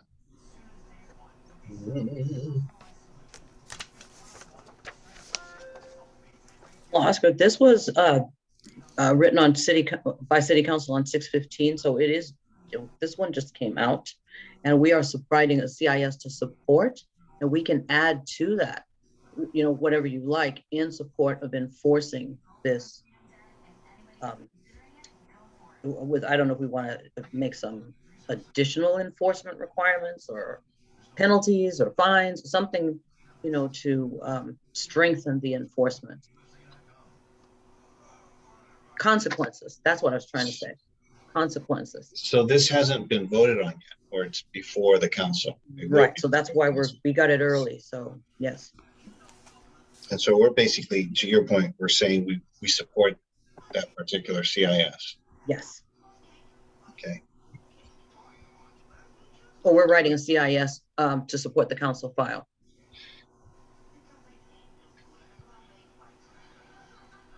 So then what else would we put on this CIS then? And is it to furthermore say, make sure that enforcement is being handled? That they comply with the enforcement and what are the size does anyone know what the exact size requirements are for 36 inches. Because we have like restaurants on the sidewalk, so that's maybe a part of the motion to amend this motion would be in enforcing those the compliance as written here and compliance with side requirements so that there aren't restaurants and chairs and grills and everything on the sidewalk, which we all have seen.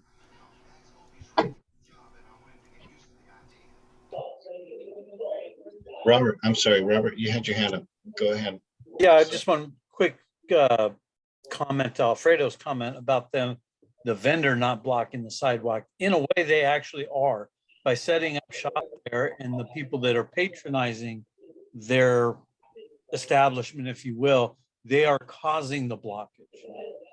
So indirectly, they are the root of the problem. That's a good way of looking at it. Yeah, that's a good way of looking at it. Makes sense. Karen, you've got the floor. Thank you, Robert. Oh, I'm sorry. I was just gonna say patrons of. That was just in support of what Robert was saying. That's good. Okay. Brian? Yeah, I would suggest that the wording be changed, be amended to say that GHNNC supports and recommends increased enforcement of public right-of-way, blah, blah, blah. I like that increased enforcement. There you go. That's good. Bingo. See? Yeah, I think that really is what we should be doing, more enforcement, because I'm sure there are quite a few violations that they're doing, and I'm not sure. I mean, it's dirty, it's filthy at the same time. How much health? And then are they supposed to have a way for us to wash? Or are they supposed to be packing it to go? But I see a lot of people eating, sitting there near there. So yes, enforcement is Okay. So let's so Alfredo, you've got the verbiage, how it's going to be put together? No, not at all. Okay. I know. So Brian, how do we want to put this together then? GHNNC, after the words GHNNC, Mhm. supports and recommends increased enforcement. That's the amendment. GHNNC supports. And after recommends, and recommends, so it's supports and recommends. And then after recommends, increased enforcement. That's the motion. Is there a second, anyone? Second. Second. Well, I was going to make a comment on it. Well, now you can. Recommends for additional or continued enforcement of health and safety.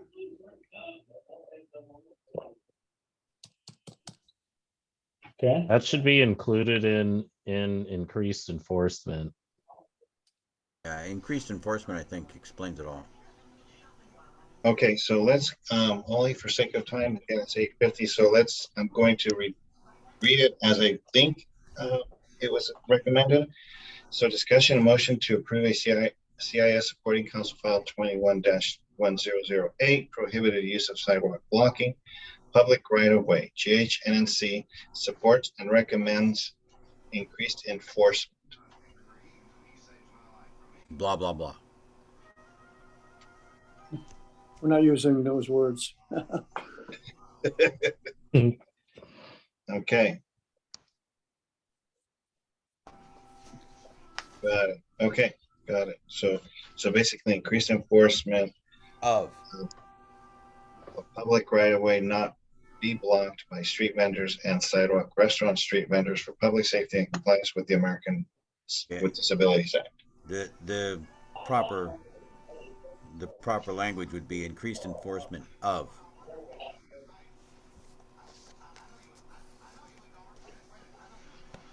Public right of way. Okay. All right. So let's take a vote on the amended motion. The amendment. The amendment. So those opposed, state your name. I hear none. Any abstentions, state your name. I hear none. Okay, so that amendment passes. Okay, so now we have to vote on the actual motion. Those opposed, state your name. I hear none. Any abstentions, state your name. I hear none. That motion passes unanimously. Okay. Moving on to treasurer's report. Brian, this is yours, so take it away. Did everyone get the MER? If not, let me share it. Everyone should have gotten it, but it just came out this evening. Hot off the press. Hot off the press. So that ain't it. That's it. Can everyone see this? All right, Brian, let me know when you want me to. It says we have $22,000 left at the end of the fiscal year. Could you move it up a little bit? Yes, sir. Tell me when to stop. Right there. Okay. That is what we spent. We spent on the website, the web service, and the storage. $350 in the month of June. Oh my! So that leaves us still with quite a bit. Yeah, we did not spend 22,000. We will take 10,000 of that and roll it over to the new year, as is in my budget. But if there's any questions, please ask. Any questions? Raise your hand. Why only $10,000? Say what? Why is there a limit of that 10,000 being rolled over, or? The maximum that any council can roll over is $10,000. Oh, okay. Alvin, you have the floor. So that means then we can't earmark 22,000 into the next fiscal year. Correct. We cannot. We can only take 10,000 of that into the next fiscal year. Can we earmark the $10,000 for the hybrid? No, we certainly can vote to spend money, but none of that has been proposed yet. How much time do we have? For what? For this year? To spend the remainder. There is. Okay, where we are right now is we have $32,000. As of July 1st, we have $32,000. It is actually on the portal. And as of August 1st, we will have another $10,000 because we have $22,000 that wasn't spent. So we will have $42,000 to spend for the year as we sit right now. Sid? Well, either we're very fiscally responsible, or we should find ways to be able to give grants or distribute the money that we're allotted. So I think that's something that we should look as a neighborhood council. Are we doing the right thing by being frugal, or are there opportunities that we're missing to use our resources? There were opportunities, I think, for several organizations with MPGs, but they never came through with the revised MPGs. And so unfortunately, those didn't necessarily come to our board. Karen, you've got the floor. Yes, hopefully within the year, outreach will have some good things to report. We have, I think everyone knows that our anniversary is coming up for Granada North, so we have that coming up. So we have some things in the pipeline, but we can't speak on them now because we haven't met on everything yet. So stay tuned. Okay, any more comments? If not, Brian, take it away. Yeah, I have one question. What's that? Who's that? Yeah, Rahim. this Rahim. Is there a way can we spend that whatever we will not be able to roll over and stock up on our outreach items? I think you said, is there a way to use the rollover to stock up on outreach items? No, not rollovers. The one which will be remaining, which will be losing. No. Once the rules were, we were not able to request a check payment for any expenditures that we may have approved as of June 1st. Oh. After June 1st, you could not ask for any more payments to be made by check, assuming we had approved anything. And as of June 20th, we were no longer able to use the credit card to make expenditures for anything that was approved. So whatever was left over as of June 20th, at the end of June 20th, there was no way to spend that money. None of it could be spent in this year. After that, as of the end of June, $10,000, if the amount of money that wasn't spent exceeds $10,000, then $10,000 may be rolled over into the next year. That's the rules, that's the status, and that's what's happening. Okay. Thanks. Okay, Brian, let's move forward. Okay. Please. All right, so if I get a pen, the approval of the June MER, end of year. The first one is me, and I'm yes. Karen. Yes. Sid. Yes. Oscar. Yes. Rahim. Yes. Alfredo. Yes. Ralph. Yes. Denise is absent. Jason. Yes. Thomas. Is Thomas still here? Yes. Okay. Chris is absent. Alvin. Yes. Nathan. Yes. Graham is absent. Robert. Yes. And it's unanimous. Thank you very much. All right, moving on.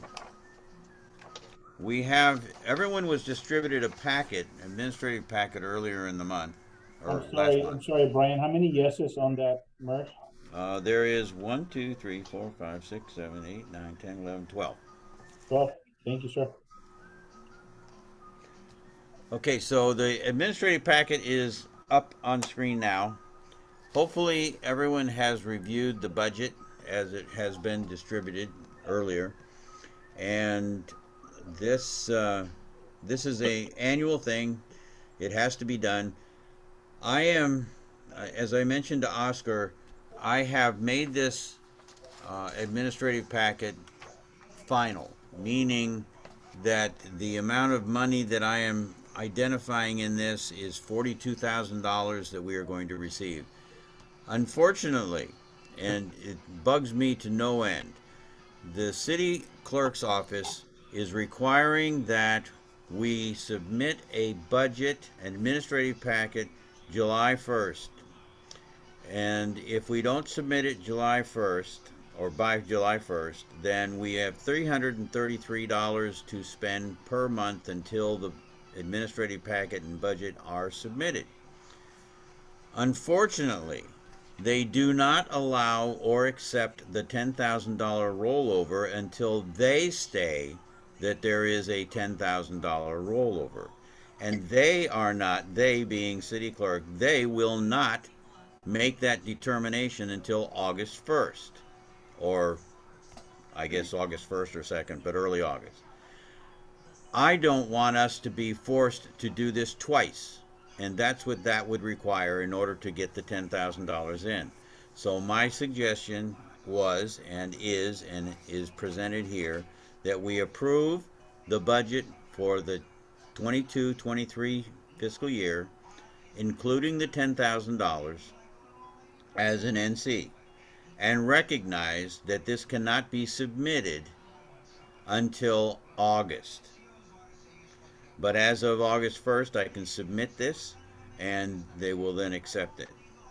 That's why you see a budget including the funds of $42,000. The rest of it is the expenses that are very similar to last year. And I will reiterate again that all of these expenses that are general in nature can be reallocated anytime during the year. None of this is in stone. All of this is subject to review. Obviously, things like the website are $150 a month. That doesn't change. We would be hard pressed to change that.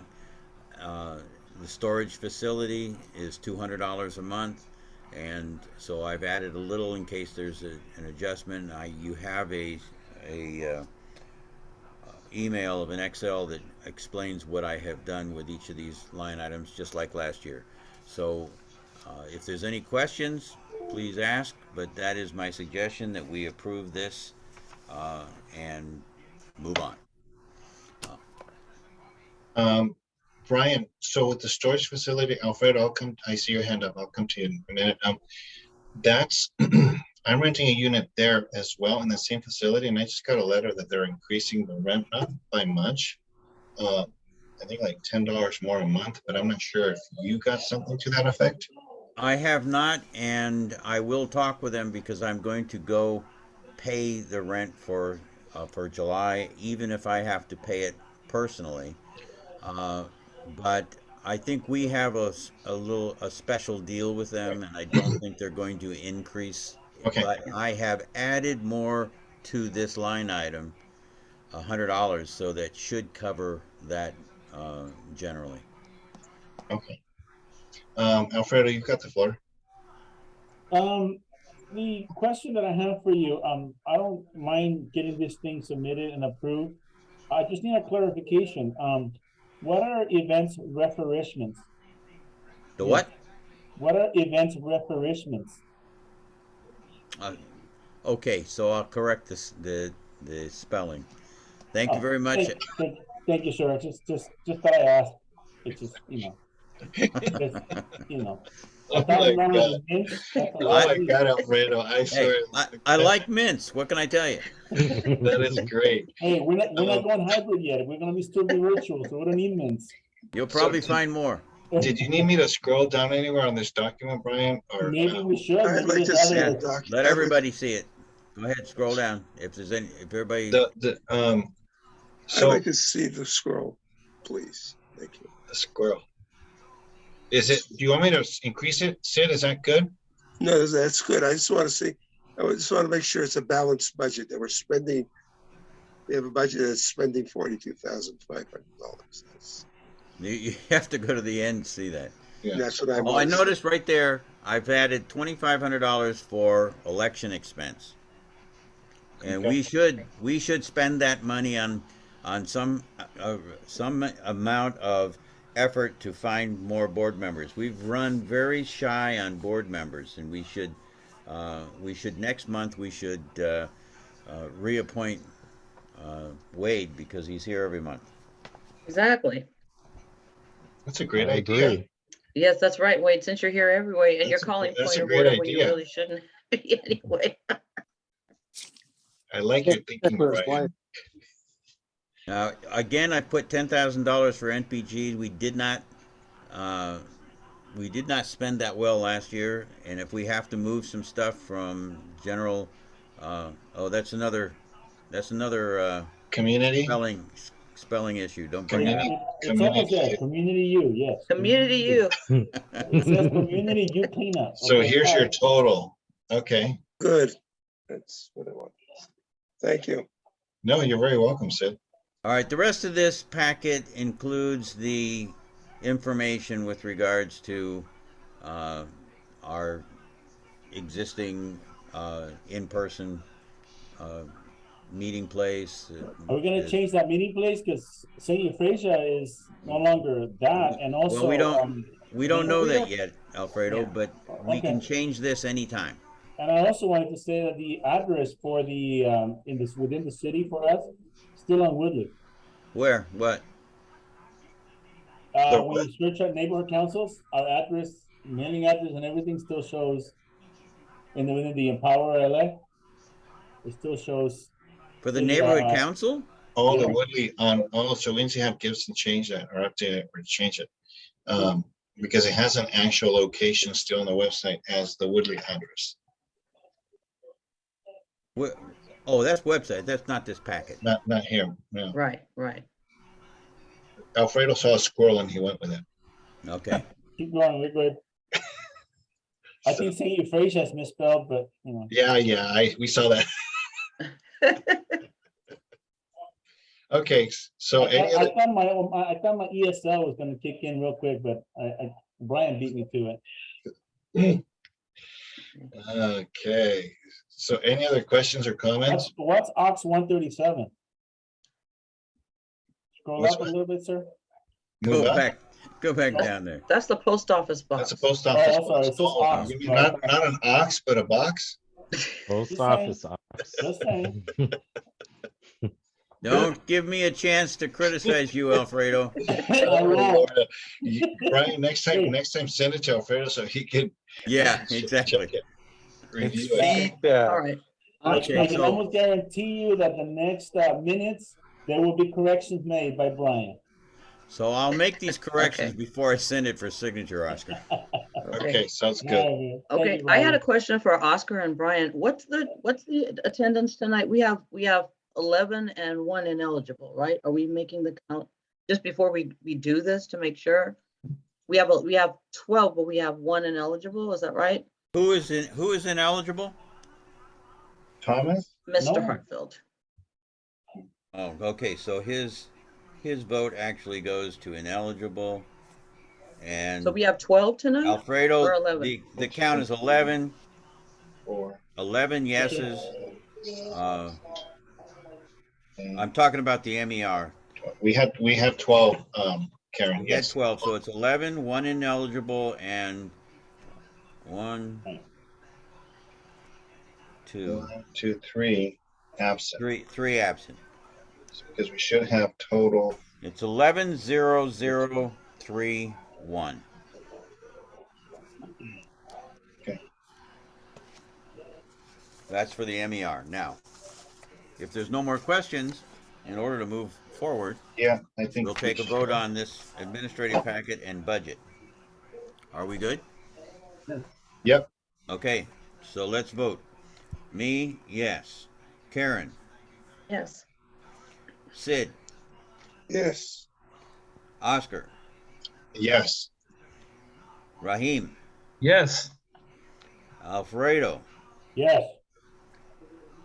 Ralph? Yes. Jason? You still here? Oh, did he drop? I don't see Jason. Alvin? Yes. Nathan? Yes. And Robert? Yes. Okay, so it's 10 yeses and 4 absent and 1 ineligible. There should be 3 absent, I think, right? No, there's 4 now because Jason isn't here to vote. Oh, he left. Oh, gotcha. He departed. Okay, I didn't know. Okay, got it. Thank you, Brian. We still have before we move on, we still have quorum, yes. Okay, so Miss Brewer, I'm sorry, I didn't mean to overlook you. You have your hand up?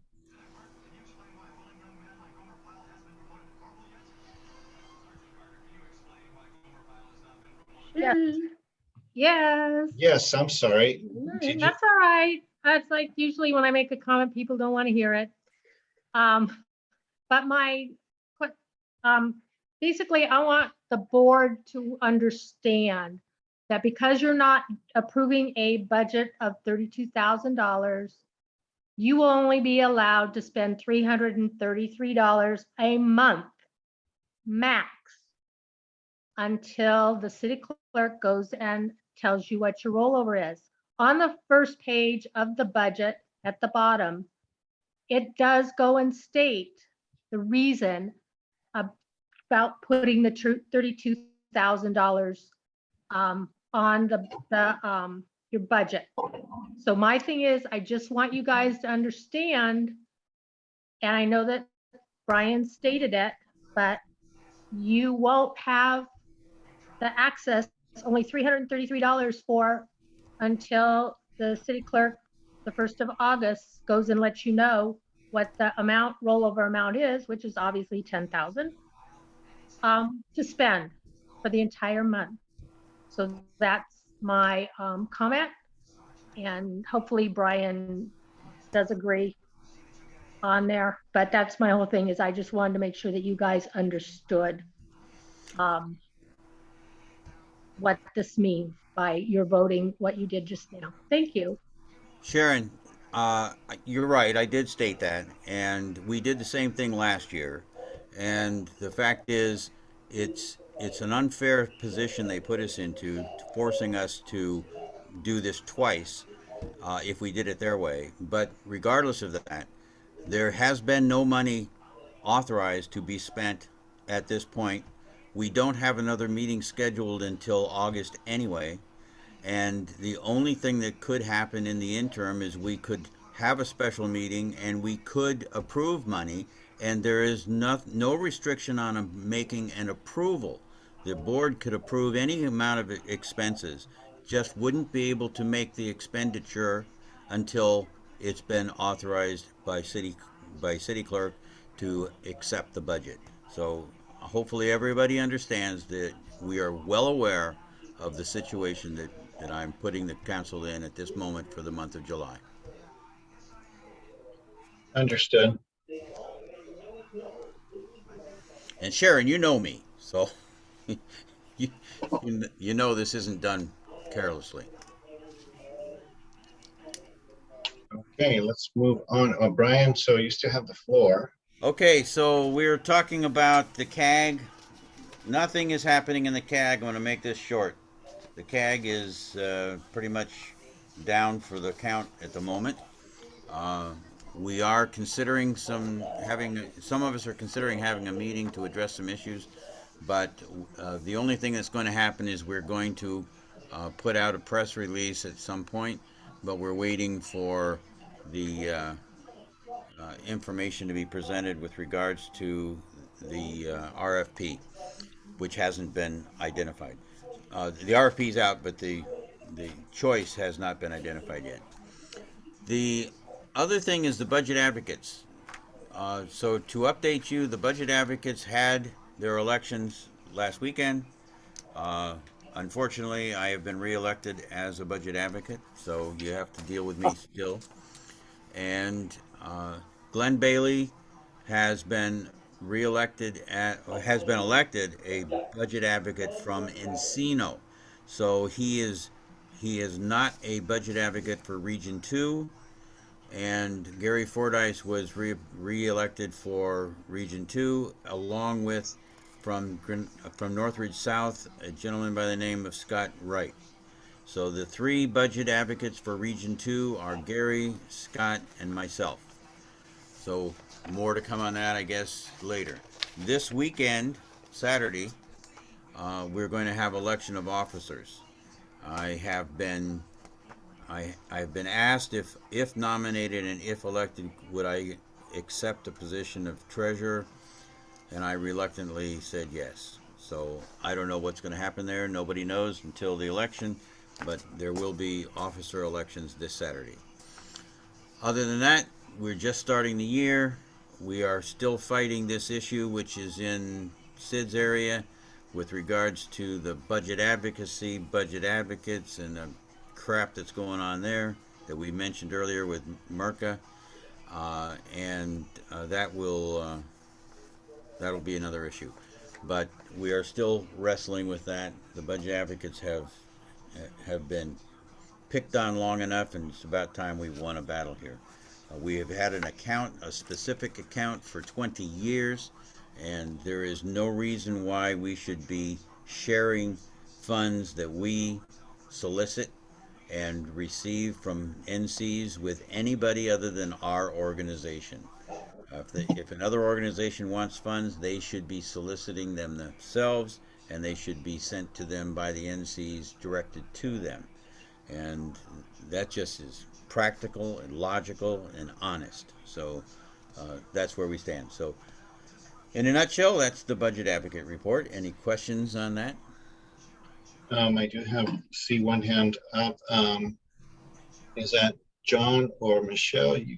John, this will be John. Hey, Brian. Yes. I got some feedback. If you remember, over the past month or so, I've raised a question about testing the waters that are coming down the hill. And I reached out to Blake Clayton, and he sent me an email that says that, and I'll read it to you real quick. I reached out to Public Health. They shared that the state required Southern California Gas to test the water in that area. At this time, the state contact is out of the office, returning on July 5th. But I will be out of the office until July 11th. When I return to the office, I will get back to you on what the state shared. Be safe, and we'll talk soon. Just give you a little feedback, because nowhere in the records does it show any of that water being tested, whether it be at the top, at the middle, or down, like I mentioned, with that pocket park. So little feedback for you. Speaking on behalf of the CAG and on behalf of EHR, I appreciate your reaching out to them, and we would appreciate having any information that you find or they provide. But I kind of doubt that you're going to get much. But well, the idea here is if we can put Sheila's face in the middle of that rejection, that might help the process. Maybe. I appreciate any help that we can get. We all do. Not a problem. Take care. Thank you. Thank you. All right, Brian, we good? Moving on? Good. Okay. Plum, I know there wasn't a meeting, but Tom, did you have anything? Yes, yeah, thank you, Oscar. Yeah, there wasn't a meeting last week, so I just wanted to take the opportunity to remind everyone the next meeting is July 21st, 6:30 p.m., obviously via Zoom. And of course, we're going to have what we just talked about. Hopefully, we'll have the Southern California Gas person just kind of give a presentation, present as well. But also, I wanted to let the current board members know a big item that's going to be is the senior living complex on Rinaldi and Shoshone. So they've come back to us. They've got a few things they've addressed, but they will be presenting at the Plum meeting on July 21st at 6:30. Thank you, Oscar. That's it. Okay. Great. Oh, thank you. Dr. Jason Lester has returned. Oh, he's in the attendee? Where did he? He sure did. Stop throwing me off like that. Okay. There we go. Okay. Next is Emergency Preparedness Committee report. There wasn't a meeting either. Robert, is there anything that you'd like to share with the board? Not currently, thank you. Okay. And moving on to Citywide Issues Committee report. Sid, you got the floor on this one. May I interrupt a second? Going back to emergency preparedness for a second. There is a new organization that is soliciting NPG funds from NCs with regards to emergency preparedness, et cetera, et cetera, et cetera. They're looking for $138,000 to $150,000, and they're supposedly putting out NPGs to all NCs. It's an event that's going to be held over the hill. I can't remember exactly where. and some NCs have already gotten NPGs on this. I've seen one. So be aware that that's on its way, and That we'll have to one, discuss that. actually, Brian, I'm glad you did bring that up. That MPG did come to me. It was directed to me only, but I did not put it on this agenda because there was not enough time. By the time I received it from and the time of the scheduling of this meeting, there wasn't enough time to review it. So I will forward that to both you and Karen for review, and then we'll go from there. Okay, very good. Okay.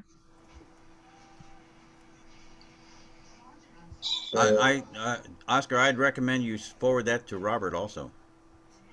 Oh, yes. Yes, good idea. You ready for me? Yes, sir. So could you put that up on the screen? What's The that? resolutions. I can read them, but I don't have the. Okay, hold on. There's 7 of them. So the citywide committee met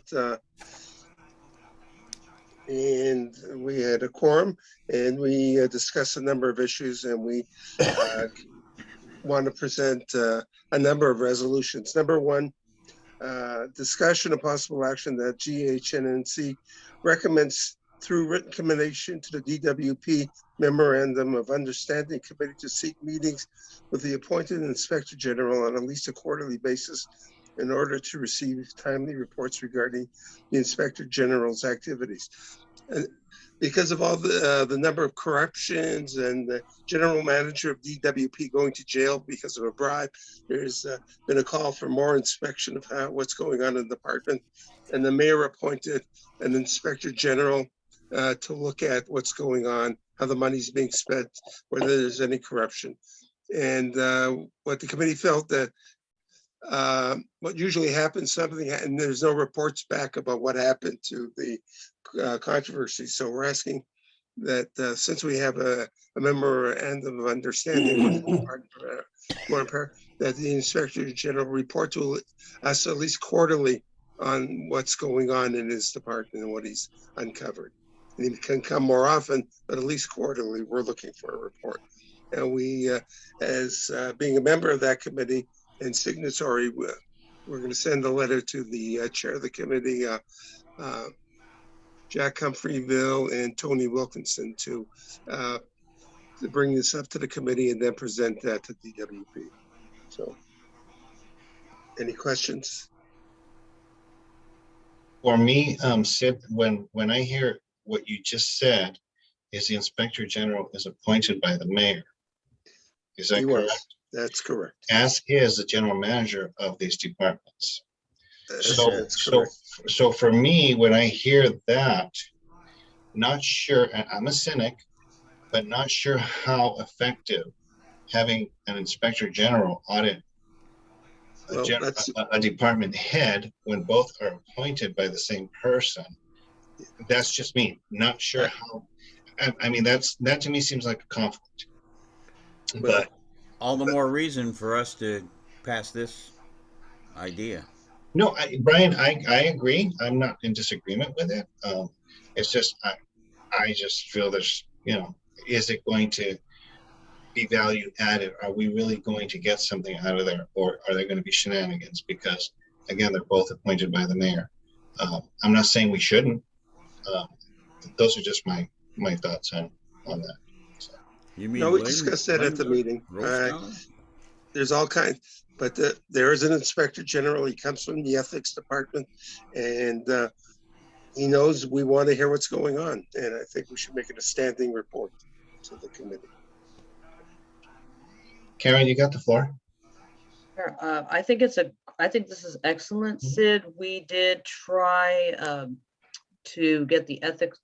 We did earlier this year, actually, request the ethics commission be transferred to the attorney general, but no one seemed to be able to know how to do that. I mean, before Erin went on maternity leave, she'd been working on it for several months, which Sid knows. So I think this is a better step than no step. So thank you, Sid.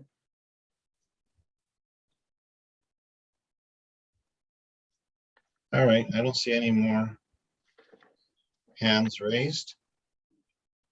So let's move to a vote. It is 9:25. Let's see if we can get this done by 10. So with that said, any opposed to this motion, state your name, please. I hear none. Any abstentions, state your name. I hear none. Therefore, this motion passes unanimously. Great job. Thank you, Sid. Second has to do with the budget advocates. We've already heard some. And discussion, possible action that GHNNC opposes change of name per council file 11 dash change to 20 dash from budget advocates to budget advocacy. GHNNC will communicate through CS its opposition to the change of name. And the reason we're opposing it is because the budget advocates have been around for a long time. And if it goes to budget advocacy, anybody can call themselves advocates and dip into that money. And it could be up to the city, the department manager also to identify advocates. And right now the budget advocates are recognized by the neighborhood councils. So. Interesting. So that's where the change would take place, is who appoints or puts the advocates into position. Okay. I like this. I agree. I mean, budget advocates are for the neighborhood councils, and so therefore the neighborhood councils are the ones that should be deciding who should be on that. Thank you. Brian, you've got the floor. Yeah, the budget advocates ask for this of all the councils. Most of the councils are issuing CISs following in line with the request of the budget advocates, and in some cases writing their own uniquely different. The fact is that the budget advocates have been doing a lot of work for a lot of years, and they have at least a 30-35% track record of acceptance by the city of their recommendations. We look at various and sundry things. We look at the city expenses from the departments. We look at the services that the departments provide.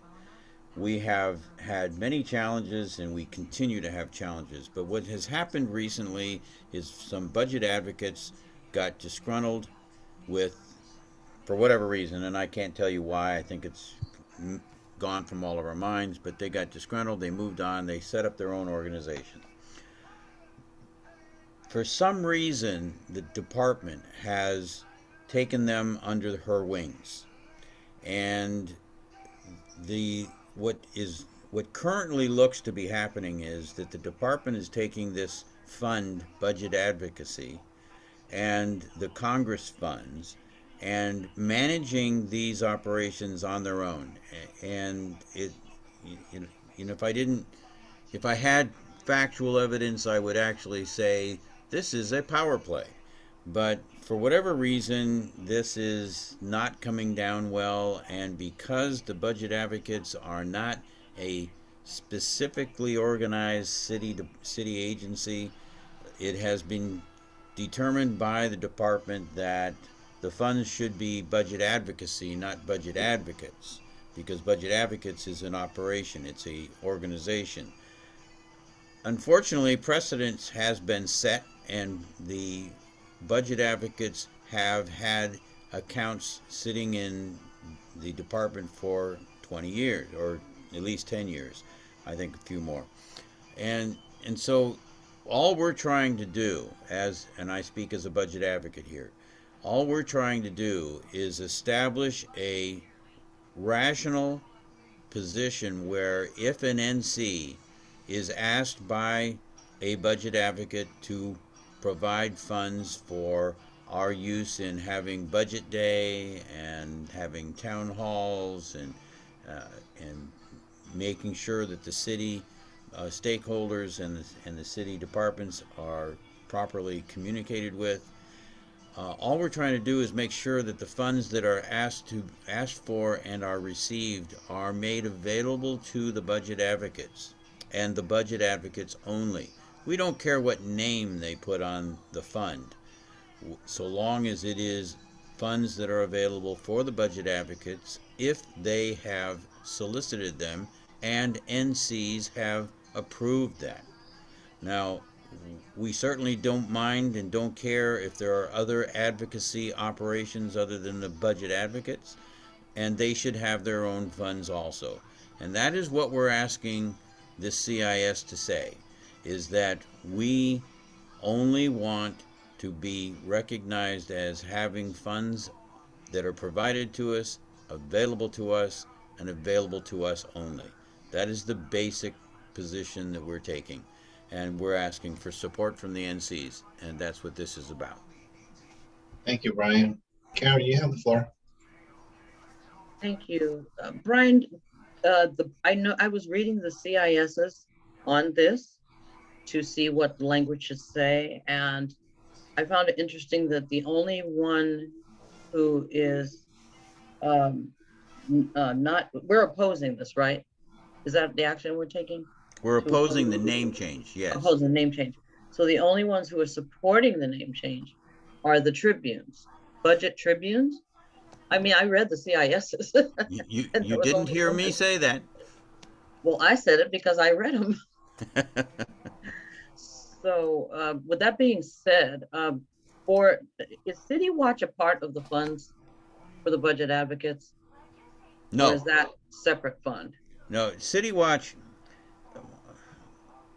this is airing dirty laundry a little bit, but City Watch, may back up. Budget advocates have a couple of individuals who are part of them or have had.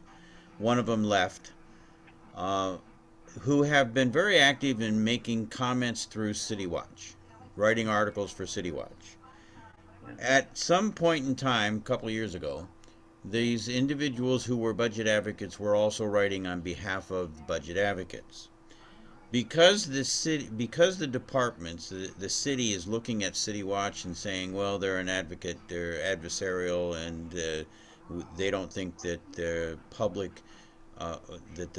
public policy should be discussed in City Watch by city agencies. And at that point, we were considered a city agency. Now we're not. But the funds that were provided to the budget advocates were not allowed to be used to pay for City Watch articles. And that was a blanket statement. It wasn't thought through. The budget advocates as a whole could use City Watch to inform the public. But unfortunately, it was looked at as a adversarial political thing, and so they just assumed that anything in City Watch was not acceptable. So they didn't pay City Watch. So now the budget advocates are not putting articles in City Watch.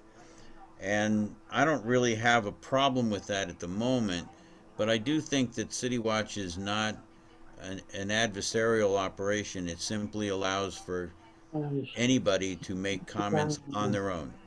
But regardless of that, yes, City Watch was a part of this discussion and part of this problem, but it wasn't a big part. Okay. Hope that answers your question. Yes. Okay. Okay, I don't see any more hands. Okay, so let's move forward and take a vote. Any opposed to this? State your name. Any abstentions? State your name. I hear none to both. Therefore, this motion passes. Okay. Okay, item 3 has to do with the fact that the city is going to reopen meetings downtown, the council meetings and committee meetings, and you will only be allowed to participate at them in person. There's not going to be hybrid. There's not going to be any sort of contact. So this motion has to do with that decision by City Council, discussion of possible action regarding future format and structure of public meetings as changed by LA City Council shall include in-person Zoom telephone opportunities for public discussion and questions in all LA City Council and committee meetings, and that LA City reopen the video connection at Van Nuys City Hall for the LA City Council meetings. GHNNC will communicate its opinion to Councilman John Lee, Mayor Eric Garcetti, and the Council President Pro Tem Nuri Martinez. So there's no council file on this, but that's what they're planning to do. Basically, it's going to exclude, if you want to go to a meeting, that's it, you're going to have to drive downtown from the valley, whatever, find parking, et cetera, et cetera. It's a real imposition. And they're not allowing any telephone contact, Zoom contact, or even the video contact that was in the past. They closed that because of fiscal matters. I think it was like $10,000 or something like that when they closed it. So we're recommending that the meetings be open to that. That the meetings be open to any one of these formats? Is that right? Correct. Zoom, telephone, or in person.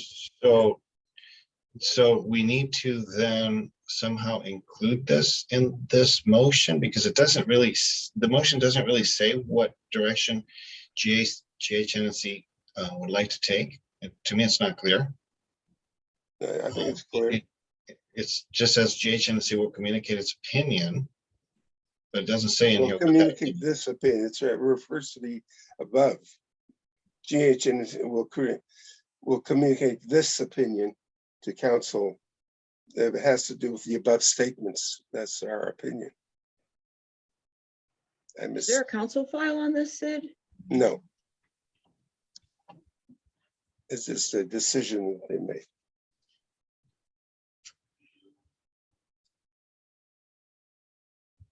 So we need to simplify this language, though. How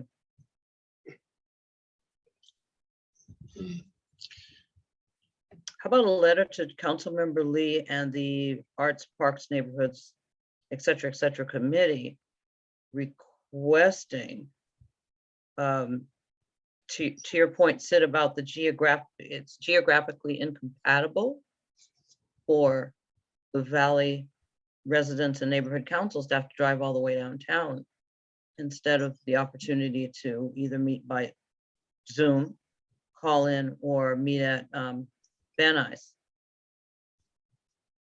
Well, that has to do with the, I understand what you're saying. That has to do with the reasons for it. But basically, we're asking for more open meetings, more possibilities for participation. Right. So that sounds good, actually. More open meetings and opportunities for participation.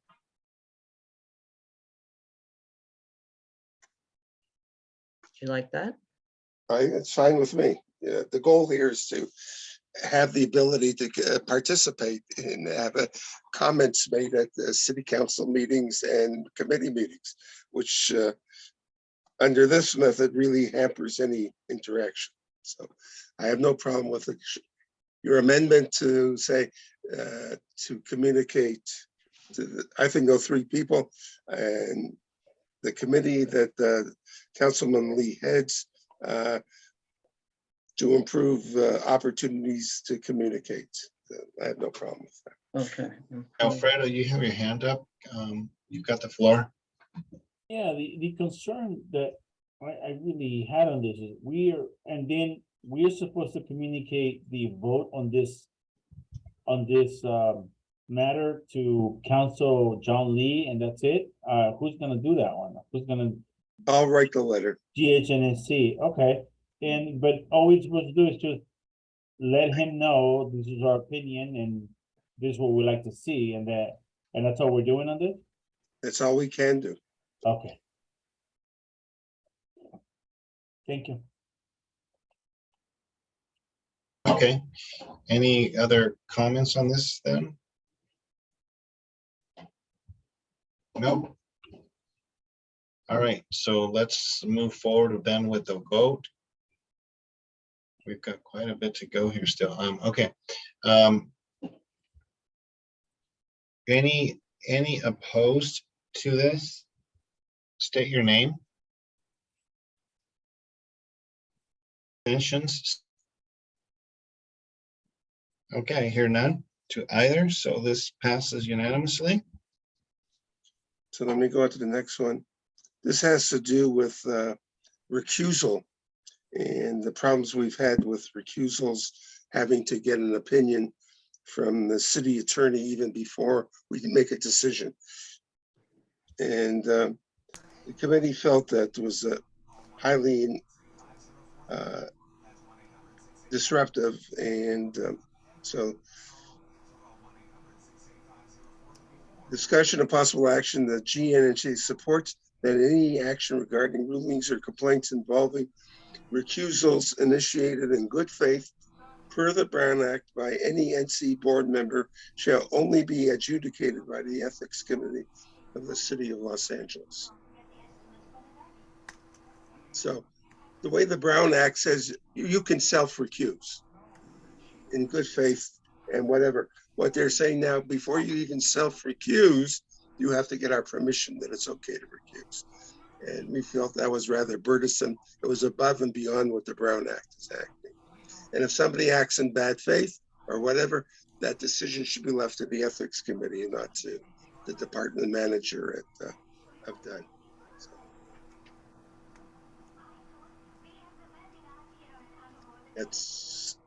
I hope that summarizes it. Was this, so here you're saying it should be the ethics department, but wasn't this actually being reviewed, or I should say guidance coming from the attorney's office? Wasn't that? Right, the city attorney, we felt that the committee was going above and beyond the Brown Act. That he was saying, not only are you not permitted to self-recuse, you have to go to us first and see if you should be self-recusing. And the Brown Act does not go that far. We felt we don't want to go back to the city attorney since he's already, the city attorney has made an opinion. We want to have the opinion be that the ethics committee make that opinion and not the city attorney. In a nutshell, the city attorney, if we, the NCs, if all the legislative bodies in the state have to abide by the Brown Act, then there is a huge conflict of interest of the city attorney, because the city attorney is not being bound by the Brown Act at this point. They are going above and beyond the Brown Act. They are rewriting the Brown Act as a legislative body. They can't do that. In my opinion, they are breaking the rules themselves just by taking this position. And it makes no sense whatsoever to say to somebody, you cannot recuse yourself. It would be a different story if someone was told you should recuse yourself and they say, no, I'm not gonna. That's a different story. But this is way above the authority of the city attorney, of any attorney. You can't break the law yourself in being the enforcer of the law. It makes no sense. So that's the reason for this. Okay. Karen? Yeah, and to continue on Brian's point is we had so much difficulty, and I don't think everyone, Oscar is aware and Brian, but I'm not sure everyone's aware. There used to be 4 of those city attorneys serving the neighborhood council, and now there's only 1. And the matter that we dealt with a couple months ago, when I called them out on this whole process, then they started recusing themselves from dealing with the issue. And I specifically called them out on what I've heard the council members recuse themselves because of 1,000,001 different reasons. And it's a simple recusal right there on the floor, in the council chambers. So why are we being put through all this scrutiny when we're just doing the same thing that they're doing? So none of it makes any sense. And they were writing up the rules as they go along and holding us accountable to rules that weren't even really established. It's very disorganized. So I commend Sid for doing this. I think it's a great move. No, I agree. I mean, I didn't understand why they would make such a big issue if you were proactive in recusing yourself. I mean, it would be a different story if you didn't recuse yourself and it was a conflict, but yeah. So yeah, that was surprising to me. Oscar, that is the ongoing question, and I've had a number of these lately. You ask for an answer as to why, and you get a blank stare. Yeah. They Because do they don't not have an explain answer. themselves. They don't have an answer as to why you recused yourself. Oh, I got a better one than that with the city clerk. Believe me. Okay, so let's move on then and take a vote. So any opposed to this item, state your name. I hear none. Any abstentions, state your name. I hear none. This motion passes unanimously. Okay, let's go on to 5 and 6. And Okay, this has to do with Senate, which a question I asked the representative of Ms. Rivas, that Senate Bill 1273, discussion of possible action regarding SB 1273, that GHNNC recommends a letter be sent to Councilman John Lee to initiate a council file to oppose the actions proposed in SB 1273 of not reporting campus threats of violence to police authorities, and the copies of this letter be sent to members of LAUSD and assembly members representing GHNNC geographically. I left out the word geographically. So basically, we've been told by the city attorney we cannot directly communicate to advice to anyone except city government. So basically, my understanding is that we could ask our councilman to act on our behalf. And it would not be in opposition to inform assembly members, not what we're telling them to do anything, but we're informing them that they may receive a letter from our council. So, but we can't directly interact with our assembly people and communicate to them. So, what is the reasoning behind not reporting these campus threats? I think I mentioned it too. If you read the whereases in these, the major thing is that statistically they believe marginalized communities are reported more often to the police than non-marginalized communities. They felt it was an intrinsic systemic racist issue here going on. And so we're looking at all the violence that's going on in our society.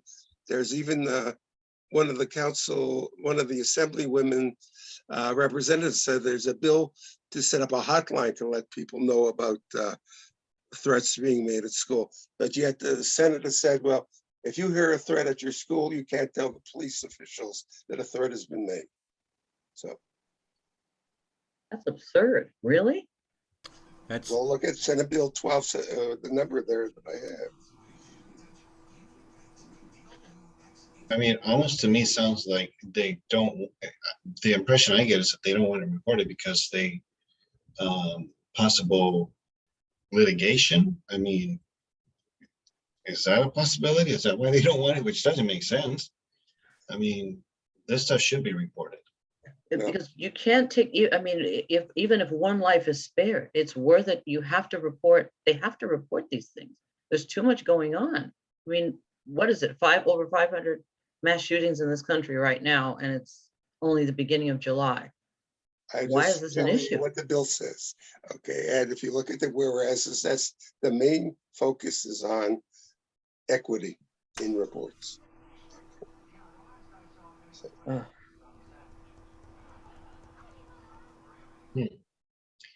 All right, any other comments? You don't want my comment. I don't see anyone else. Anyone?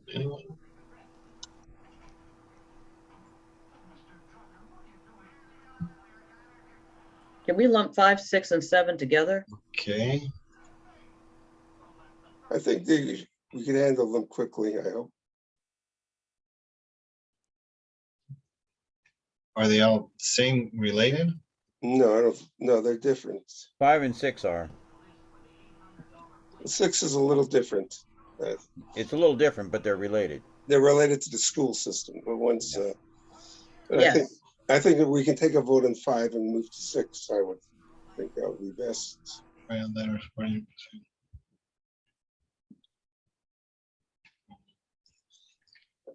Okay, let's move forward then with, let's just move forward with item 5, get that done. I don't see any other hands. Okay, so let's take a vote. Any opposed to item 5? State your name. I hear none. Any abstentions? State your name. I hear none. Okay, so this one passes. Okay, let me move on to 6. This was brought up at the Valley Alliance of Neighborhood Councils that 2 board members on LAUSD had asked for refunding campus police, and their motion was defeated by LAUSD Board of Education. So discussion and possible action regarding LAUSD to limit police on-campus services that GHNNC advised through written communication to Councilman John Lee, that Councilman Lee initiate a council file and write a letter supporting reconsideration the Schmerelson McKenna LAUSD resolution regarding improvement of police protection on LAUSD campuses. Also, GHNNC submit copies of the correspondences to LAUSD members Schmerelson and McKenna. So the board has already voted down the money. We're asking Councilman Lee to initiate a council file and tell the board that maybe they should reconsider their action.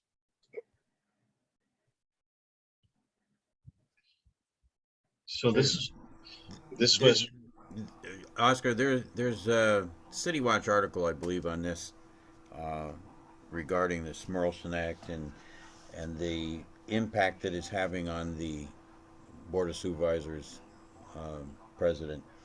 That this is becoming a big issue, and in light of what's going on in the country today, somebody's got to wake up, because it's going to be hell to pay if somebody pulls off what they're pulling off in other cities, and there's no police to respond.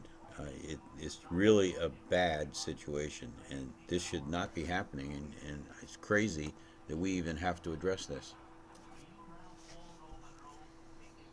So here we're asking that they reinstate? To reconsider, to take a new vote. To reconsider re-implementing or Providing reinstating the those funds. funds. Is that what Yes. we're talking about? Okay, sorry. Yes, we're talking about rather to reconsider the vote of denying the funds to consider reinstating the funds. Okay, thank you. I'm sorry. It's baby steps. Okay, all right. Any comments? Alfredo, you've got the floor. Yeah, just thought I'd ask. I know dissuasion is a word, but is there a reason why it's dissuasion and not discussion? Dissuasion. The first letter, the first word. We can't make any resolutions. We can't comment to them directly. We're going through our councilman. He's talking about the spelling, that's all. Oh. No, well, dissuasion is a word. It's a legitimate word, but that's what it was meant to be? No, it was meant to be discussion, I believe. So point 6, the first word says dissuasion instead of discussion. Okay. Thank you for the editorial comment. I appreciate it. I got it. Now you get it. So which one is it? It's discussion. Discussion. I'll correct it. Thank you. Okay, Karen, did you have your hand up? No, I'm good. No. Okay, thank you. I thought I saw your hand up. All right. Any others? Okay, I don't see any other hands. So let's move on with the vote. Any opposed to this motion? State your name. Alfredo? Alfredo? Yes. Any abstentions? State your name. Hear none. Okay, the balance is in favor, so this item passes. Is it 11 And or the 12, final sir? one has to do with, a lot of What's people that, get, Alfredo? Sorry, Sid, what's that, Alfredo? Is it 11 yeses or 12 yeses? How many people do we have? We should still have, We have 11. okay. okay, final one. Then This one has to do, abstention, so, sorry, we have 11, so then that would be 10 yeses. Okay, thank you, sir. okay, and this has to do with people that public comment, make public comment without identifying that they're lobbyists or paid lobbyists. And they're trying to influence a vote. And so our committee felt that the following resolution, discussion of possible action regarding lobbying activity at LA City meetings, that GHNNC proposes that all presenters at any LA City Council meeting, LA City Council committee meetings, NC board meetings, and NC committee meetings offer a disclaimer regarding any possible conflict prior to any testimony involving discussion of a vote at these aforementioned meetings. And the GHNNC will submit a CIS to the council file that has to deal with this. I gave an example when I was once a delegate to the House of Delegates of the American Medical Association. And if we went up to the microphone to give testimony, we had to give a disclaimer. For example, if I was going to talk about, let's say, group practice in medicine, I had to give a disclaimer that I work for the Southern California Medical Group, that I had maybe an interest in seeing group practice. The same thing here, that anybody who gets up to the microphone would have to identify any sort of conflict he have. Not that he's a lobbyist, but any conflict. That he may live, let's say, 200 feet from a project or something like that, that one understands where he's coming from. So we felt that at all LA City meetings and board meetings, that anyone giving public testimony should offer a disclaimer before he presents his testimony. And then we submit a CIS to that council file. Okay, sounds good to me. That's good for transparency. I agree. Brian? Yeah, and Sid and I went round robin on this a little bit, but and I support this, don't get me wrong. But I do have to present the other side of this coin. The issue that I wrestle with is anybody who works for another company and presents a subject to a body, a legislative body to vote on, they're biased to start with. And if they work for them, they're conflicted in the standpoint of they have a personal reason for doing this. However, I don't find as much problem with that situation because they're not voting on it. They are only presenting it, and they have a right and they have a responsibility to the people that are paying them to voice their opinion and present their case. But they are not, I repeat, they are not the individuals who are voting on this. They do not make the decision. They simply present the information. No matter how poorly they present it, no matter how biasedly they represent it, it is up to the individuals who are voting to listen to the discussion and make an intelligent decision as to whether to accept or reject the proposal. All right, and I still believe that this is a situation that is being mispresented by government and overstepping the bounds of conflict of interest, because it's expected that they are going to be personally involved, and yet they are not making the decision. They do not at any point make the decision. So that's my comment. That's actually an interesting comment that you're making there, Brian, because that's no different than I guess than a constituent who's showing up to a meeting and expressing their particular concern. I mean, could you look at that as a conflict of interest? No, they're expressing their viewpoint, and I hear where you're coming from, and that is, at the end of the day, they're not going to be the ones making that decision or voting on it. That's up to that body to use that information accordingly and take action. Yeah, as a participant, we are influenced by the people who make presentations. They do it. We gather information. I think it would be important to know what their interest is in the information that they're giving. They're not. We know they're not making the decision, but they're trying to influence us. And if a person says, I think it's a great idea, best thing I heard, but it doesn't say I work for the company that's building this, I think there's a conflict there that we should be aware of. He may be right in all he presents, but I think I would love to know in the board member what their interests are and what they're talking about.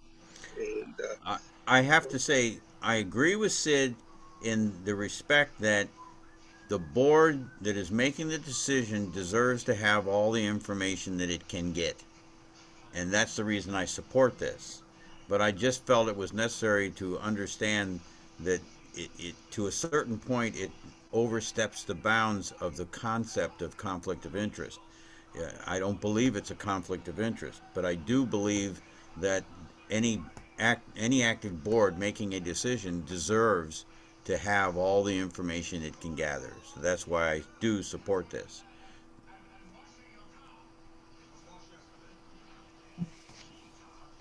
Okay. The link that you have there, guys, is not active. I try to open it and I can't open it. So I don't know if you guys have an active link to it. What's the question? I get an error. Oh, you're talking. Yes. I closed the. Okay. It would be kind of nice to be able to see if you have an active link to be able to see what CF22 560 means, what it is. But doesn't mean that we can't vote on this.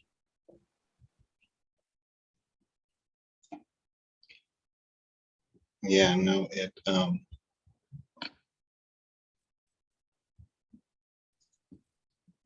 yeah, no, I get that. I get an error message as well. Okay. All right, so let's see, where were we? Gosh darn it. Okay. So on item 7, any more comments? I don't see any more.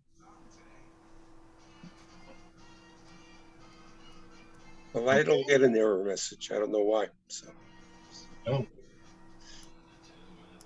Okay. Let's take a vote then. Any opposed? State your name. Alfredo. Alfredo Castillo. Any abstentions? State your name.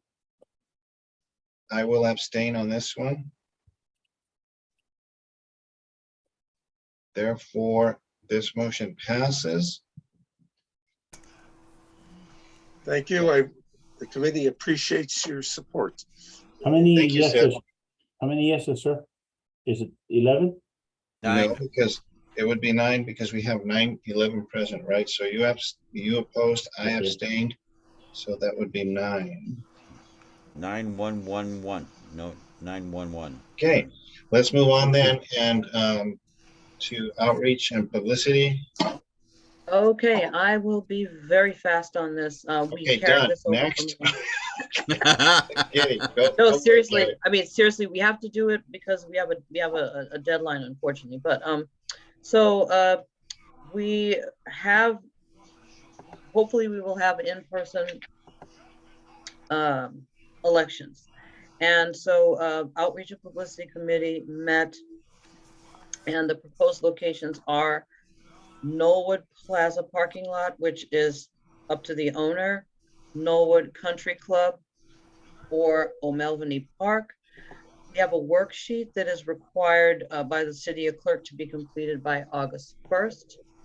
And so what are your thoughts on this quickly? We could put Knollwood Plaza as option number 1, and we could put the Country Club as number 2. We could leave it at that. Any thoughts, suggestions? Or should we just go with those 2 options? Is there, if we're putting these in actual parks, is there a way for us to also, or I don't know if there's any spots to do something at Bee Canyon and also that, what's the name of that park that's on Zelza, north of Rinaldi? Zelza north of Rinaldi. The Pocket Park? Zelza Park. Is that not part of our jurisdiction? Zelza north of Rinaldi. I know where that is.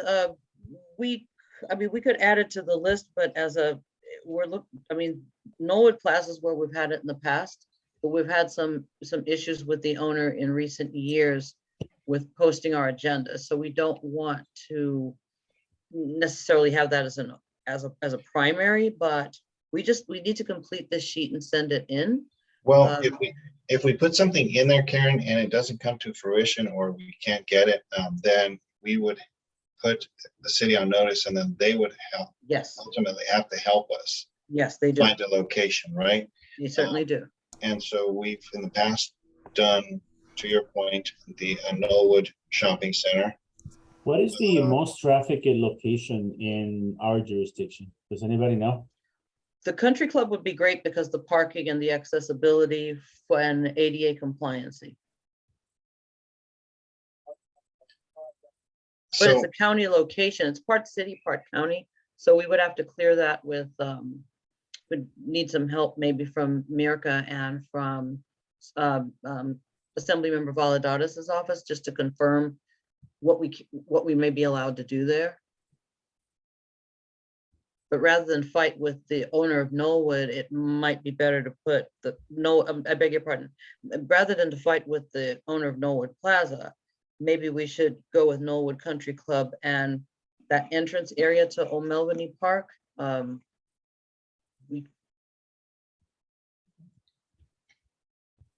What about the Starbucks?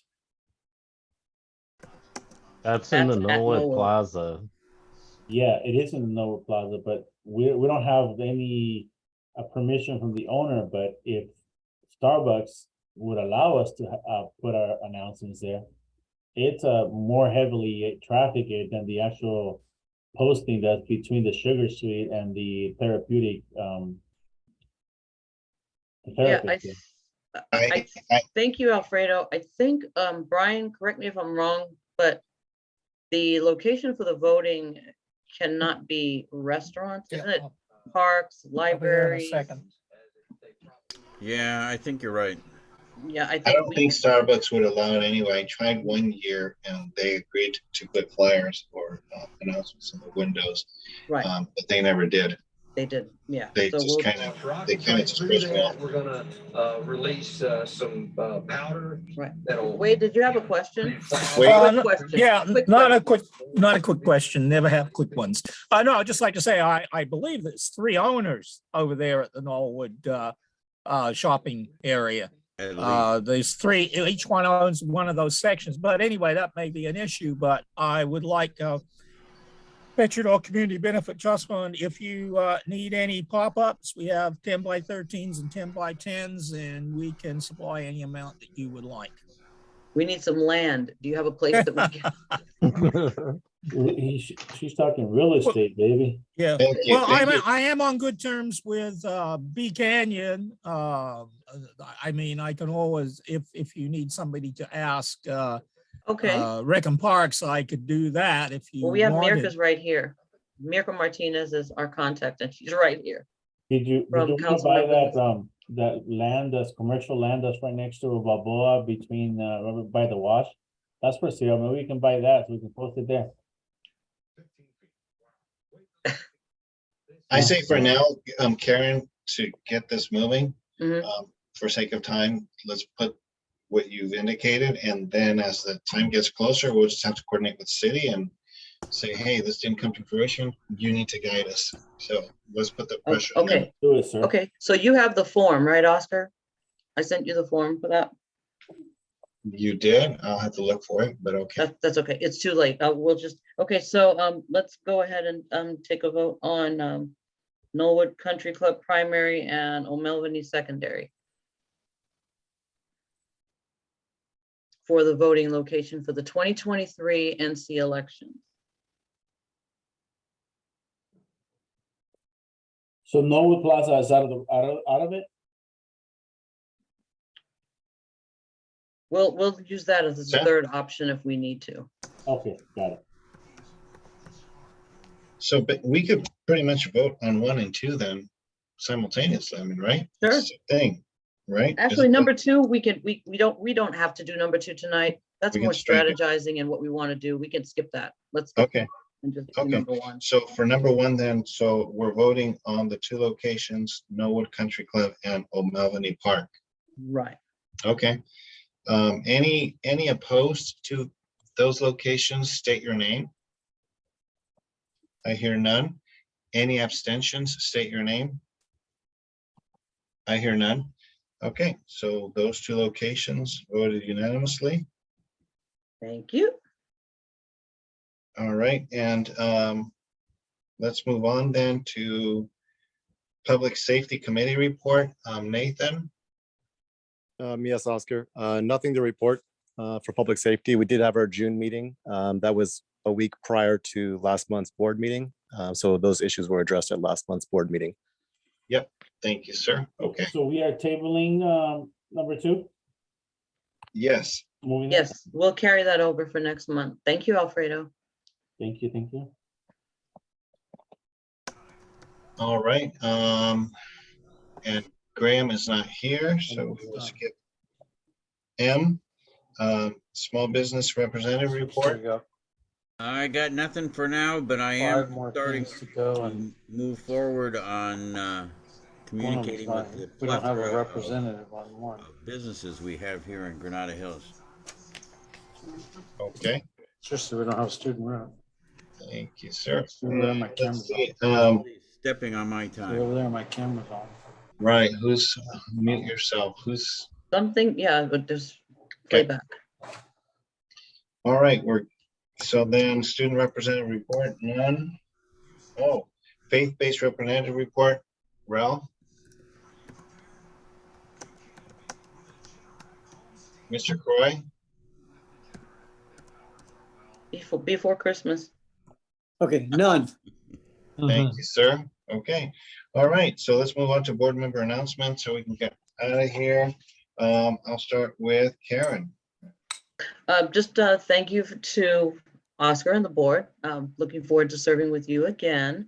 And would like to adjourn in memory of the all the victims of the mass shootings in recent months. Can't even imagine going through something like that. So thinking about Graham tonight and all those victims. And but thank you for being a great board, and sleep tight. Thank you. Brian? I had something earlier. I forgot it. Must be COVID. Who knows? Alrighty. But everybody stay safe. That's all I can say. Alfredo? Yes, COVID is not a state of mind. It is actually a virus, just in case anyone seems to forget those kinds of things. But Don't need to tell me. oh man, I know you possibly could have it, huh? Well, no, nothing to report. Just it's kind of nice. I don't know if yesterday's celebrations were a little better or not, but from what I hear, there were less complaints, although there was more enforcement out there trying to catch the bad guys doing the bad things. But it was a nice celebration, I guess, maybe because it was a Monday and not on the weekend. That's all. Thank you, everyone, for celebrating your 4th of July. Thank you, sir. Sid? Just got back from my hometown, Toronto, and celebrated with my older sister her 90th birthday. And anyway, so Nice. And she was surprised that I showed up, so that, anyways, congratulations to the new officers, Tim. Thank you. Thank you, Sid. Thank you. Thomas, he's no longer online. Raheem? Yes, and thank you so much for your past year of service as a board officers, and looking forward to having the wonderful year all, as a board again during this coming year. Good luck. Thank you, sir. Ralph? No comment. Thank you, sir. Nathan? No comment for me. Thank you. Thank you, sir. Jason? No comments. Glad to see that everybody was coerced into holding their positions for another year at the top. It's been working nicely. I agree. Thank you, sir. I appreciate it. Thank you so much. Thank you, Jason, for always making us laugh. Mr. Robert? Yeah, no comment from me. Thank you. Elvin? Just want to say good to see everyone, and just wanted to share real quick. I sat through Tony Cardenas's town hall call June 28th, and he announced some legislation of implementation for as an alternative to calling 911 when you see someone having a mental health crisis. Starting July 16th, they will be implementing the number 988 to call for if you see someone experiencing a mental health crisis, and this will launch in LA County. Oh, that's good to know. 988. Okay. That's a great way to segregate and not be wasting 911 resources. I like that. I have thoughts on that one. I like that. Excellent. Okay. And for me, thank you, everyone. And again, thank you so much for entrusting me with, this body, with you guys. We can't do it without each of us. So together, like Karen says, teamwork makes the dream work. So thank you, everyone, again.